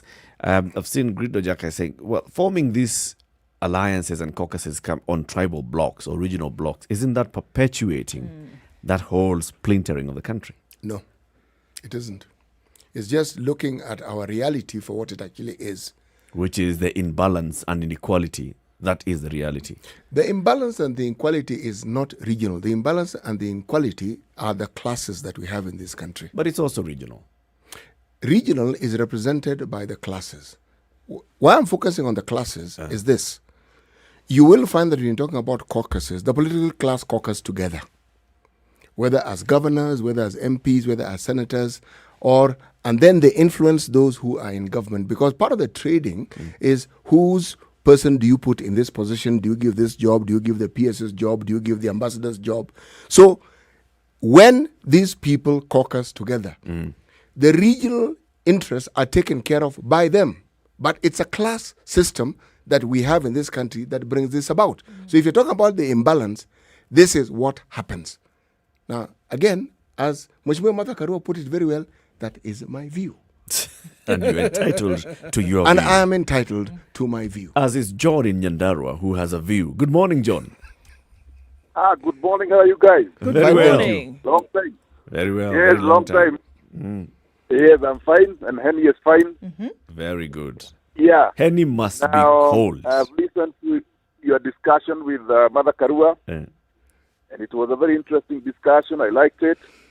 But let me say that as Mount Kenya citizen, I don't see myself gaining anything from such discussion. Why? In fact, because my interest is the improvement of the price of milk, the improvement of my whatever I grow, the interest of others are interested in the prices of tea in order to improve their social life. But this is a promise which has constantly been promised to the people of Mount Kenya whenever the elections are around the corner. So, in my view, Ruto will not be bothered about the prices of milk. Ruto or even Odinga. What they are bothered about is how to get to that position. And in fact, the likes of Kionjuri, Kuria, and Mother Karua are only caucusing in order to promote the image of their parties, so that their parties may attract, more candidates to make them more popular, so that they may be in a position to have a base or a foundation of strength politically. Okay. What they are looking for is their positions only, nothing else. Thank you very much, John. Yeah. Henny must be very cold, John. John is gone. Oh, he's gone. Juma Omar. Hi, Eric Latif. Good morning, Juma. Good morning. How are you? Very well, thanks. How is the team in there? Salama The team in there is fine, sir. Thank you for asking. Very good. Now, I want to contribute something on what said that we must, that anyone who needs to be a leader must go. He must go with what we want. You see, now, what is we, if I might ask?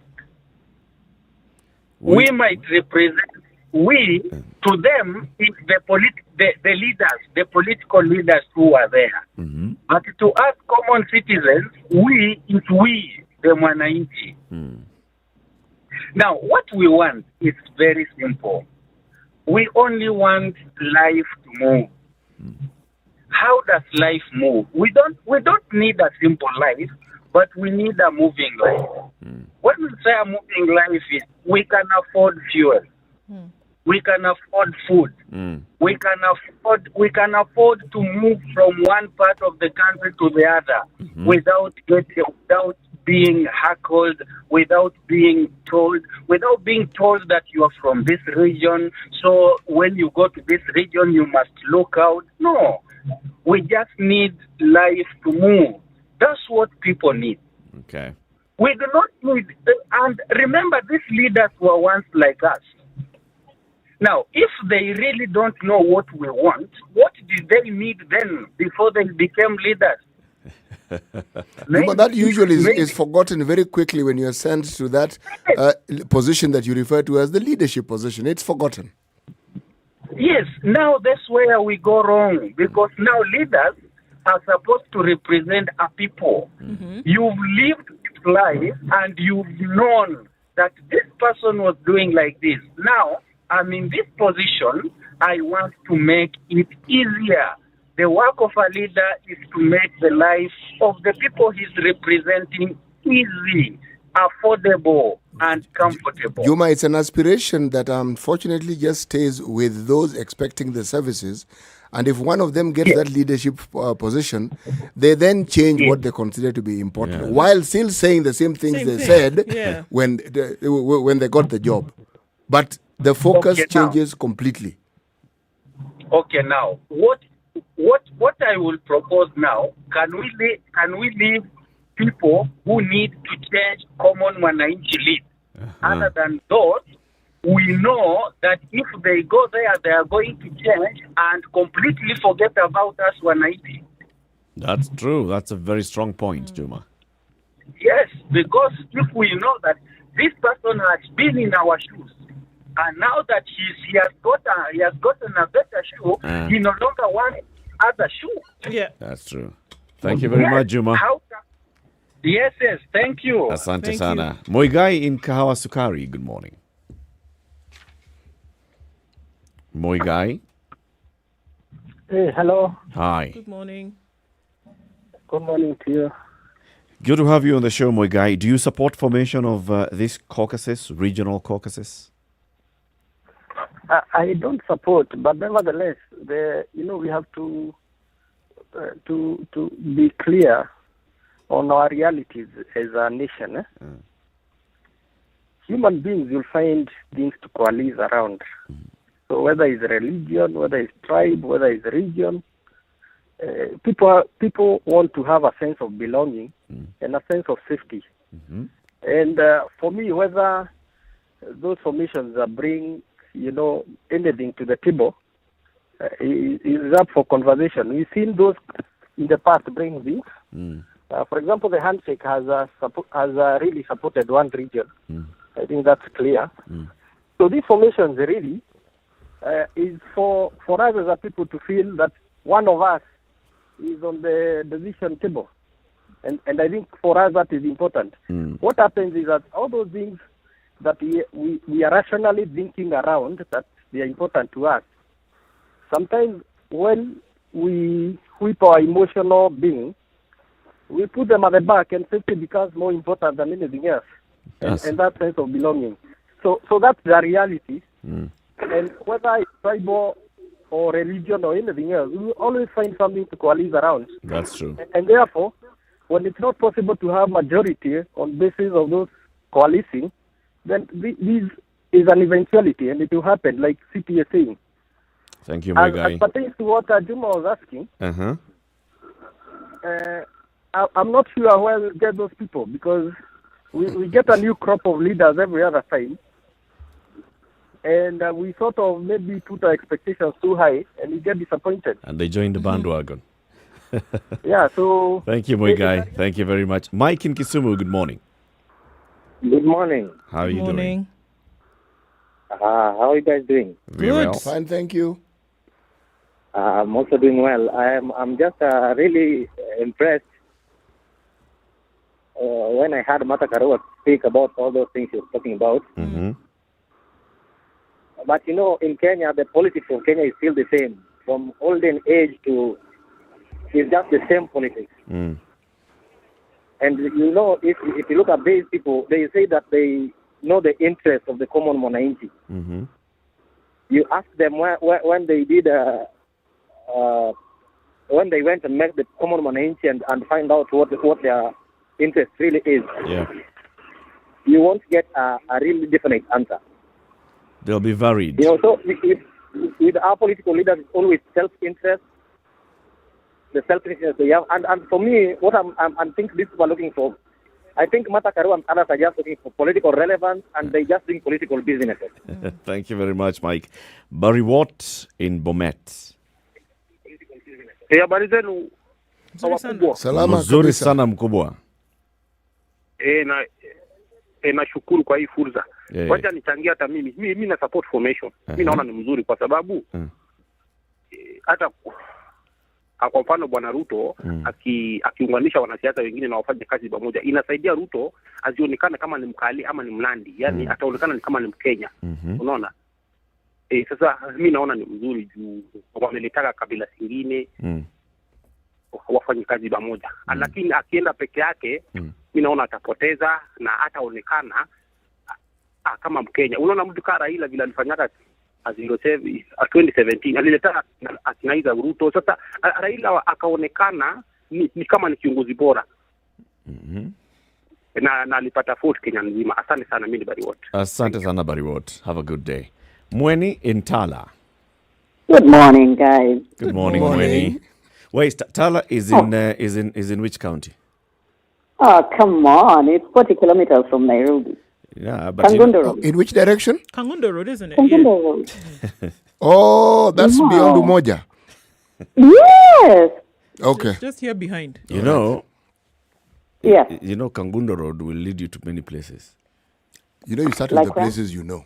I know where Umoja is. It'll take you, Kangundo Road will take you to Ruai, it'll take you to Joska, Kamulu, Tala, and take you to places even further than Kangundo. Okay. All Because right. she's in Tala. Kangundo Road will take you to Tala. Machakos County. That was the question, Mweni. Let me tell you something. Right. Martha Karua is a bore. A real bore. A bore? A bore. B-O-R-E. Oh, a bore. Yes. A bit Which strong, national though, but outlook please is this explain. from Mount Kenya? Kwanini? Yeah, which national outlook is this that is based on Mount Kenya reasoning? She's been there for as long as I remember as a politician. The place she should have started with is Mombasa Road.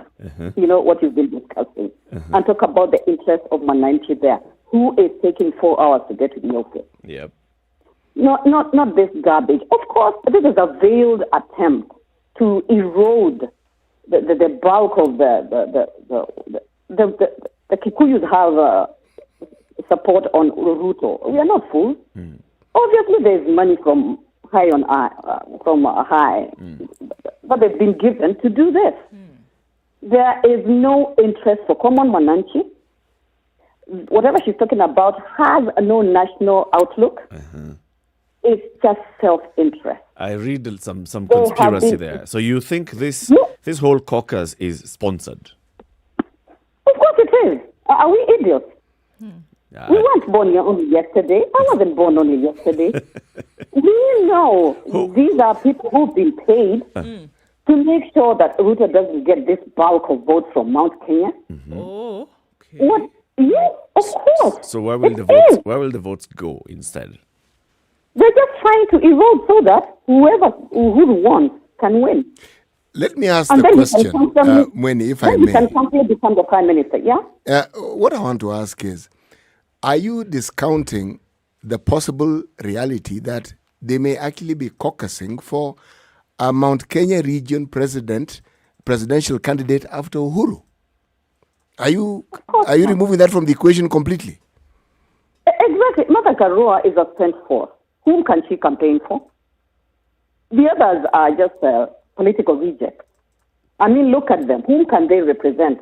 This is obvious. Things are thick in Kenya. Ruto looks like he's going to take the entire cake. Uhuru and Raila have to think beyond their brains. The only way out is get the Kikuyu vote out of Uhuru, or out of Ruto's reach. And then Raila can sail through. I don't buy anything in Kenya. Any political movement in Kenya is just hogwash. You know, there's something Martha Karua told us that I think would apply to this situation, this discussion at this point very well.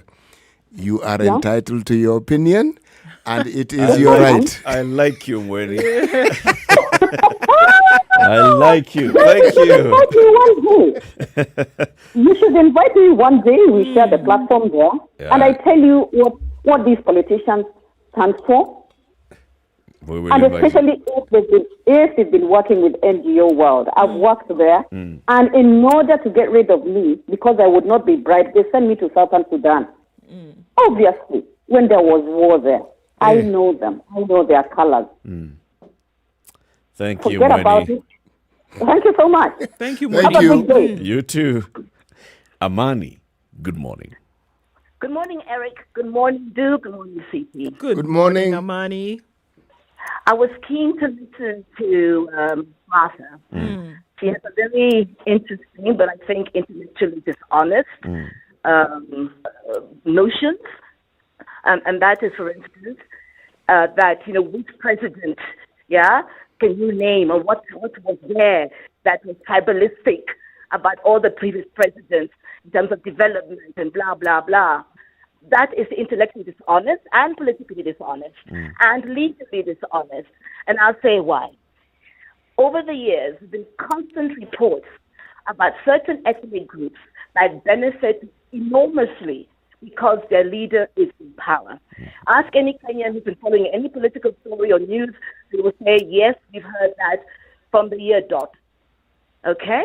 Secondly, when you look at the Constitution and you think of the equalization funds and all that, the genesis behind those articles was because of our tribalistic ways of politicking and development, where we exclude others in the name of our own ethnic group.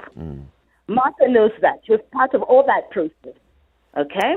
So legally, she knows that. Politically, she knows that. Intellectually, if she reads widely the social studies on Africa and Kenya in particular, it has always been the case. It's been noted and indicated by experts all over the world. Okay? So I really believe that, she was not being honest, and she needs to be. And that is why the person at the top, as you rightly pointed out, Eric, about numbers, has to be looked at properly in terms of, are we delivering equity? Because if you look at America, California, for instance, California, I think it is, they have a 39-point-something million population. California by itself can decide a president in the U.S. That's why they have the electoral college. Things that bring about equity, so that the small ones, the small people that you were concerned about, and I think even talked about, have a voice, a real voice at the table and decide who actually becomes president. But Amani, may I ask a question? Today is a day for asking questions. You see, the implication that because Central Kenya has had 3 presidents, it is assumed, therefore, that the region and the people within that region have benefited disproportionately. This is not entirely true. That's why, if you heard me say this, I brought it to the issue of class. There are those who belong to those classes who have benefited. But if you traveled in Central Kenya, you will find that the poverty levels in Central or the Mount Kenya region is not very different from the poverty in other places. People who are poor are poor. At least, City, you will not go to any ward in Mount Kenya and not find a government facility. Yesterday, we were told of a ward in Laikipia North constituency. Where there's no road. Not road, no chief's office, no nursery school. Nothing. And so for people who are living in those areas, Amani, this reality, it's real. It's inequality. Face-to-face inequality. It is real throughout the country. That's why the Constitution puts it into the Constitution and does not leave it to the desires of politicians, that there must be an equalization fund to equalize those people who are left behind. So it does not mean, when I say in this city, that there are no poor Kikuyus. There are many. I know some of them personally. But I also know that there are rich ones too. And when you look at different, indicators, social indicators, you will see, for instance, wealth concentration. It's concentrated in Kikuyu. And I'm not saying it badly. I'm just saying that was a slant. That was a tribalistic card that has been played. When you look at also jobs in government, blah, blah, blah, it does not mean that there are no other tribes there. Absolutely not. But when you look at the indicator in terms of the numbers, the absolute numbers, you will find it will be the person who rules. So, for instance, when Kibaki and Raila were in power together in 2002, there was an analysis done. It was in the paper. It was plastered everywhere, saying that these people are tribalistic, i.e. Kibaki and Raila. They employ only their people. And we're told, listen, you've got to do something about this. We have other Kenyans other than Luos and Kikuyu in this country who also need to be part of the national case in terms of job allocations. So this is a constant. This is not something we're talking about in the dark and nobody knows. No. It's all in the public. But we need the caucuses. I'm not saying she's wrong about people caucusing. Let all the ethnic groups caucus, because they need to get together and find out what it is they want as a group. That's perfectly fine. Positive tribalism, you want to call it. Yeah. And then the other thing in the Constitution that speaks to what we're saying, Eric, and which, you support what you said, is that that's why we also created the counties. It was to try and balance this ethnic targeting of development for one group against the others. So to bring it all the way down. So those two things, Equalization Fund, the county government, they were an effort by right-thinking Kenyans and experts to try and minimize the tribal card that Kenya is infamous for. Thank you. Thank you, Amani. Thank you, guys. Thank you very much. What do you think? 0719-012-600. Do you support formation of regional caucuses? There's this one by Mount Kenya. And these leaders are saying, look, we're not the only ones. People from Western Kenya have caucused. They've come together. They started one Kenya. Mount Kenya is there. Western Kenya is there. We've seen there's been a push to get a caucus from the coastal political party. So this is not a thing that is unique to Mount Kenya. But do you support the formation of these caucuses? Are they good for the country? We'd like to hear from you. But first, let's take a look at traffic. James Macharia and the roads, how do they look like? At James Macharia _ make sure that you tag him when you are stuck in traffic this morning. 22 minutes to 10. This is the Situation Room. The only way to start your day. Spice up your life. Spice FM. Hey, it's getting hot in here. The media has greatly contributed to the moral rot that we experience in this country. I remember a senior politician telling me, point blank, nobody steals in the field, it's stolen in the granary. So my friend, if you're going to win an election, jipange kwa granary. I think we are suffering from Stockholm Syndrome. Our violator and abuser is also our redeemer in our mind. The whole political class, the whole political institution is rotten. It is based on ideals that cannot progress our country. The weather with Spice FM. All right, still looking at cloudy conditions and a little bit of rain in Nairobi at 17, coming down to lows of 13 today. It's also raining in Nyeri. We'll see lows of 13. Sunny conditions, however, in Nakuru at 17, coming down to lows of 14 and highs of 25. 23 will be the high in Eldoret.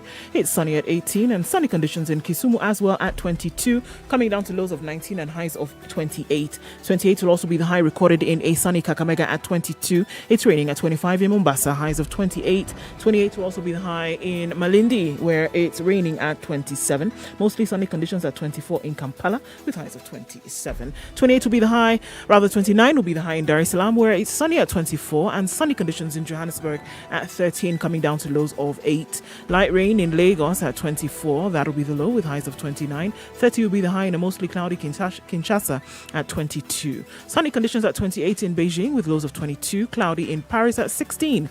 That'll be the low for today. 15 will be the low in a cloudy London, currently at 16. And wrapping things up in New York, coming early into Wednesday morning, it's cloudy at 24. Highs of 28, back down to lows of 24.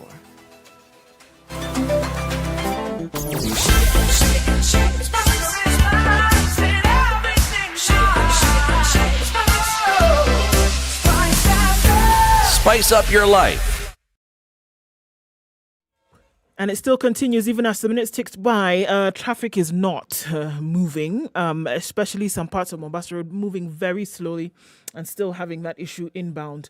And yeah, it's going to be that way for some time from what we see. We're also still seeing some traffic on Uhuru Highway, and we're looking all the way through Langata Road connecting with Aerodrome, then connecting from Lusaka Road as well, Bunyala through and through on Uhuru Highway into the city. Waiyaki Way out of the city as well. Some issues there with the construction. It continues. Langata Road also, as you get to the Timor roundabout, is quite a sticky situation. Let's keep an eye on things through the day. Help us out. Talk to us on SpiceFM KE on Twitter.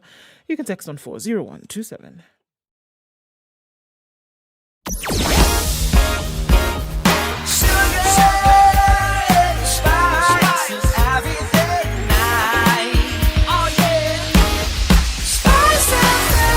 Spice up your life.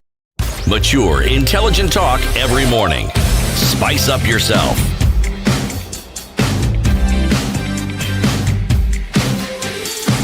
20 to 10 0719 600 regional caucuses. What are people saying? Greedo Jaka says, but isn't this regional thinking that continues to perpetrate imbalance and marginalization simply because those regions, Northeastern, for example, have no voter numbers and thus nothing to negotiate with? The truth is that the regional blocks only have voter numbers or voter support to offer whoever they are negotiating with. What else is there to offer is the question. My sentiment. As well. All this is true and has been true, but you want to read somebody else's comment. Yes. Yes. Kibet says the only way to benefit the few at the top, they will always try to remain in control at all costs. So he's saying these caucuses are the only way to benefit the few at the top. The region will develop at their will. No, he says.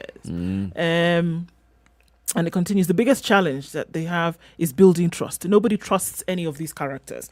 Sadly, there's no new face who we can say is untarnished.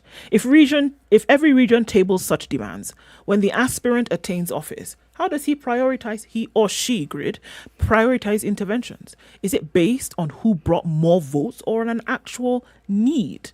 Becky wants to know how this discussion suddenly became about Kikuyus. I don't think it's necessarily just that. In Kenya, we are many things, one of them being a de facto colony of America.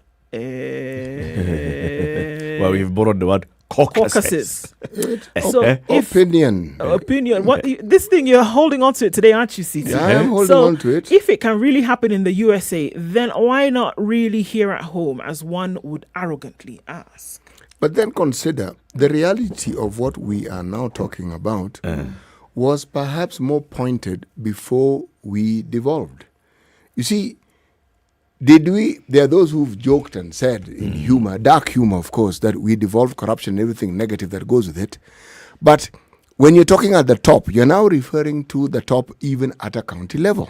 If you're talking at the top, you're talking at the top an MCA. Because the class that I speak of or that I spoke of simply expanded.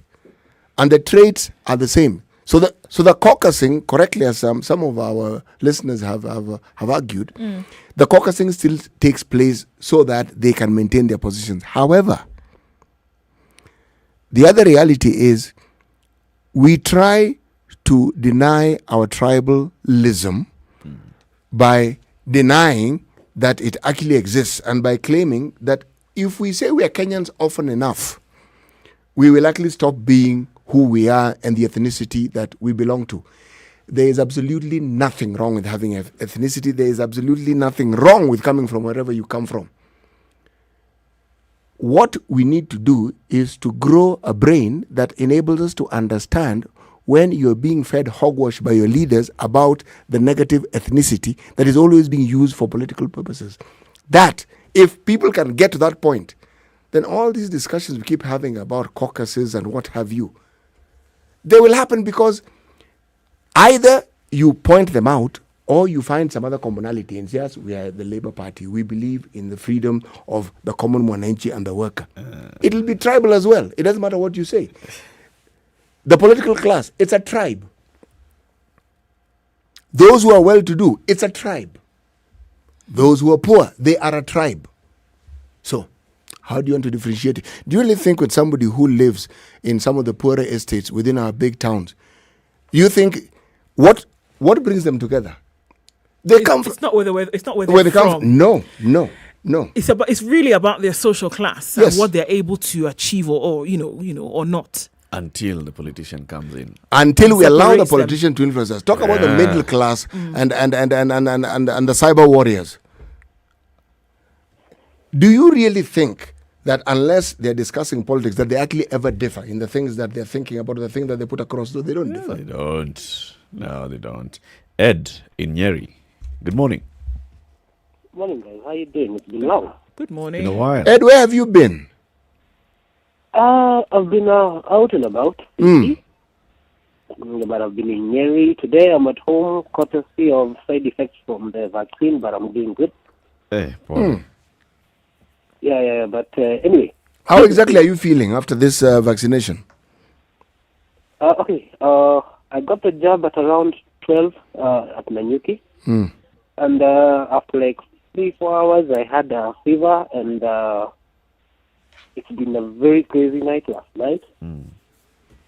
Fever and chills. Hata ningepika chai just by hugging Korea. But in the morning, I've been having appetite kubwa sana and headache. Uko na appetite, unakula kama you want to eat a cow. Mchwa. Nakula kama mchwa. Okay. But here's the thing. These caucuses that are being formed. If you look at the people who are forming these caucuses, it's just a glimmer of hope for them. Most of them are either former MPs or have been trashed from a certain party or a certain faction, and now they're trying to control themselves by forming a faction. Sorry for using this, but it's like a company of losers trying to show that they can win. But here's the thing. Politicians will always be politicians. Given as it may be, the current system, where they're saying that, okay, we will be from Mount Kenya, or others are saying, oh, we are from Rift Valley. But in the long run, what are they doing? They're just forming those caucuses or those factions for their own good. Because I can assure you of this, even if we form a prime caucus of Mount Kenya, roads in Kenya won't be built by that caucus. Hospitals won't be created by that caucus. This is just, you don't buy it. I don't buy it. Not even buy it. I can't even look at the price. Thank you, Ed. Have a lovely day. And Paul Sana. No problem. May you recover. The good thing is that at least you have the vaccine in your system. And you have an appetite to eat. That's a good thing. Yes, that's a good thing too. Aye. Thank you, Ken says, Martha, Kuria and Kionjori are doing nothing new. They just want to position themselves as gatekeepers to the mountain. This is a space that's being contested for in that region. It's looking at who is it that needs to be spoken to if you want to enter this region. If you want to be a presidential candidate, because this is what Mwangi Kionjori said, we will not support a presidential candidate before knowing what we shall get in return. We are going to hunt. We are not aiming for an antelope. We are aiming for a buffalo. So then again, this is it. That if one of your members believes that, then all right, then it's possible that could be your ethos as a group. Because at the end of the day, what I've been talking about, political expediency is what a lot of people are after. Yeah. That you forming a group here is not so that you can have some brand new eureka moment about the developments of this country. Is that you're trying to make sure that you politically do not die, that you're not picked off, that you form a group so that you can still remain relevant. And this is what is being presented to them. This is the optics, what people see. This is what people see. I don't know why. When we talk about the coastal party, I have been saying, no, let them have a coastal party. Let them have that voice that negotiates on behalf of the coastal people. But now for this one, I'm getting a bit uncomfortable. No. You're saying, no, I don't think I'm thinking, okay, if we start going this route, Where shall the Ogiek fall? Will they be part of the larger Kalenjin community? Will they come together as the smallest, the minutest communities? Where will they fall? Why are you Where will their uncomfortable? interests? Why are you uncomfortable, Eric? I'd like to understand this. Because- there is a good reason why you're uncomfortable. Because I'm looking at it from this angle. 30 to 40% of a voting bloc comes and presents its demands to a presidential candidate. You're basically saying that if you become president, this is what you shall be factoring in. And those demands are not saying that you shall go and build a road in Mandera, you shall go to Laikipia North where there are no schools and put up schools. No, it is what does this region need? What do the people who wake up in in Kianjokoma need to see tomorrow morning? Kianjokoma in Embu. Yes. What do they want to see? That's you're talking about Kianjokoma, not the whole country. So if you are 40%, that's a substantial block. You're basically saying that any presidential candidate has first of all satisfy the 40% before you start going into the smaller units that comprise the 60%.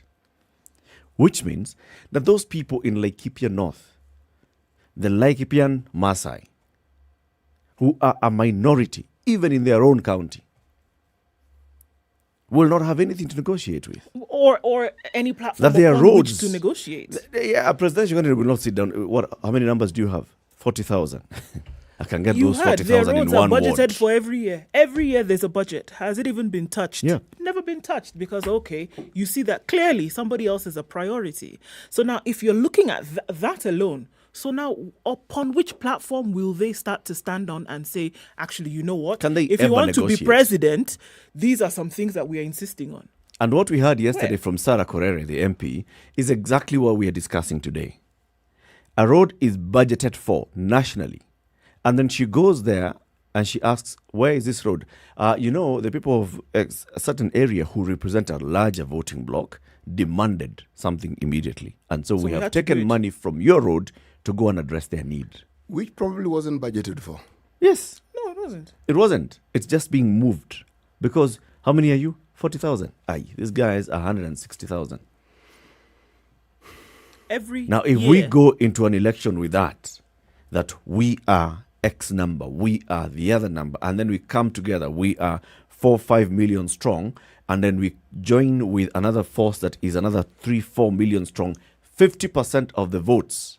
That means 50% of the focus of that government will be to these two regions. And actually, that's where the problem lies, because it will not be 50%. Yes. It'll be everything. Everybody wants everything. Yes. So when you arrive at a consensus, it isn't 50%, it's above 50%. So everybody else simply gets the droppings from the table. But Eric, consider, when you listen to politicians talking, forget the broad terms, whether it's the BBI, whether it is hustler, whether it's bottom-up, whatever it is. Do you hear any articulation? Because every time I ask this question, I'm told, no, manifesto. Forget the manifesto. Condense it. How exactly are you planning to ensure that everybody in this country can have their basic needs met? Forget complications. Education, health, security, food. How are you going to do it? The broad strokes don't cut it, because those broad strokes are what we've been hearing since independence. Specifically, we know we have ministries, we know we have structures that were intended and were purposed to actually achieve this. And we've even seen the achievements that we have derived when these things work. But what we have experienced is that with every passing year, with a small hiatus in the Kibaki era, the systems just keep deteriorating. And if the systems deteriorate, then this service that you're promising will not be delivered. So let's ask, how do you plan to fix the system so that it actually works? nationally for everybody. Yes, it has to be for everybody. And that's what the Constitution even has It in has place. it Okay, has- yeah, you shall, bring in together interests and all, but those interests shall not be to the detriment of everybody else. It has to be for everybody. You cannot come and say that, we represent 80% of the people, so our interests come first. No, they don't. No, they don't. They don't. Everybody's interests comes first. And there's no throwing it to the county government. If you want to throw it to the county government, then devolve more things so that we can say, actually, this is something that the county government ought to do. Yeah. But as things stand right now, no. Because I'm trying to take my mind to the things I've been hearing politicians say. The talk right now is coalitions. Okay, fine. How on earth, beyond forming power blocks with which to negotiate, is it going to help the Mwananchi? How? So those who question are questioning it correctly. And remember, everyone you hear who are in these coalitions have been in a position of power at some point. So it takes us back to the drawing board. Right, let's look at your scorecard, shall we? All this time, and don't tell us that you've learned from your mistakes. We don't want to hear that story. But experience is the best teacher. We understand. And we're talking about our experience, which is the best teacher. And we are looking at what you've done. Our experience also is the best teacher, where the experience has been repeatedly that things don't work. Yes, so indeed, you're correct. Experience is the best teacher. And you've taught us well. So we're coming back with the results of your teaching and saying you've taught us well, and this is what we have seen of you, and this is our scorecard. And you have failed. The thing that this caucus is doing that I like, the public participation element. I like it. But then public participation is hard, and we have it all the time, and then things still go wrong, which means it never really takes place. Yeah, it's pre-cooked. Yes. And even if it takes place, the intention to implement what you're actually told is never really there. Which is why that whole conversation about inclusion as well, that's the hallmark of the BBI, I'm also uncomfortable with it. Even just saying, expand the executive, bring in the 5. I'm saying you will bring in the 5 and those 5 will be the 90%. They'll be 90% but representing 5. Eric, you mentioned the coast. I think we ought to bring in somebody from the coast. And Kingi himself. People who've been at the center of this discussion of caucusing and not caucusing, let them come and tell us. Kingi himself has an open invitation to this show. We've been trying to look for him. Hopefully we'll have him in the studio And if soon. Kingi can't come, there's a lady by the name of Naomi Sidi, who is a Secretary General of that Kongamano county. Yes, of Vyama. Yes, she would also make a good guest. Very good. Yes. Okay, tell us about the snake then. Where this problem came from and how you see it. I like the fact that, I like what you brought out, and that this is confusing, doesn't even seem to make sense. I also thought the same when I first read it. Then I thought, no. Why? What could it possibly mean? All right? Then it struck me. Snake eating snake. Bring it to the human level. How does another human being eat another human being? Backstabbing, denying you resources, keeping it to yourself. Money that's intended for a road going into your pocket. Money that's intended for a hospital going into somebody else's pocket. Money that's intended to a school going into other people's pockets. Now, when someone's livelihood and means for survival are taken away, you're eating that person because that person will eventually die. So I thought, when an issue is raised, they're quiet. Why? Because they're eating They've already eaten you. Yeah, thank you very much. When they're quiet, they're eating you. They have eaten you. When they're quiet, they're they're digesting you. But they've already eaten you. You're stuck in traffic on Mombasa Road and they're quiet. They're eating you. They're eating you. You're already in the stomach. Nobody can hear. Thank you for joining us today in the Situation Room. Join us again tomorrow morning for more of these conversations. Tomorrow we'll have Aden Duale, the former leader of the majority in the National Assembly. He'll tell us about the failures of the National Assembly. Good morning. It's now 10 a.m.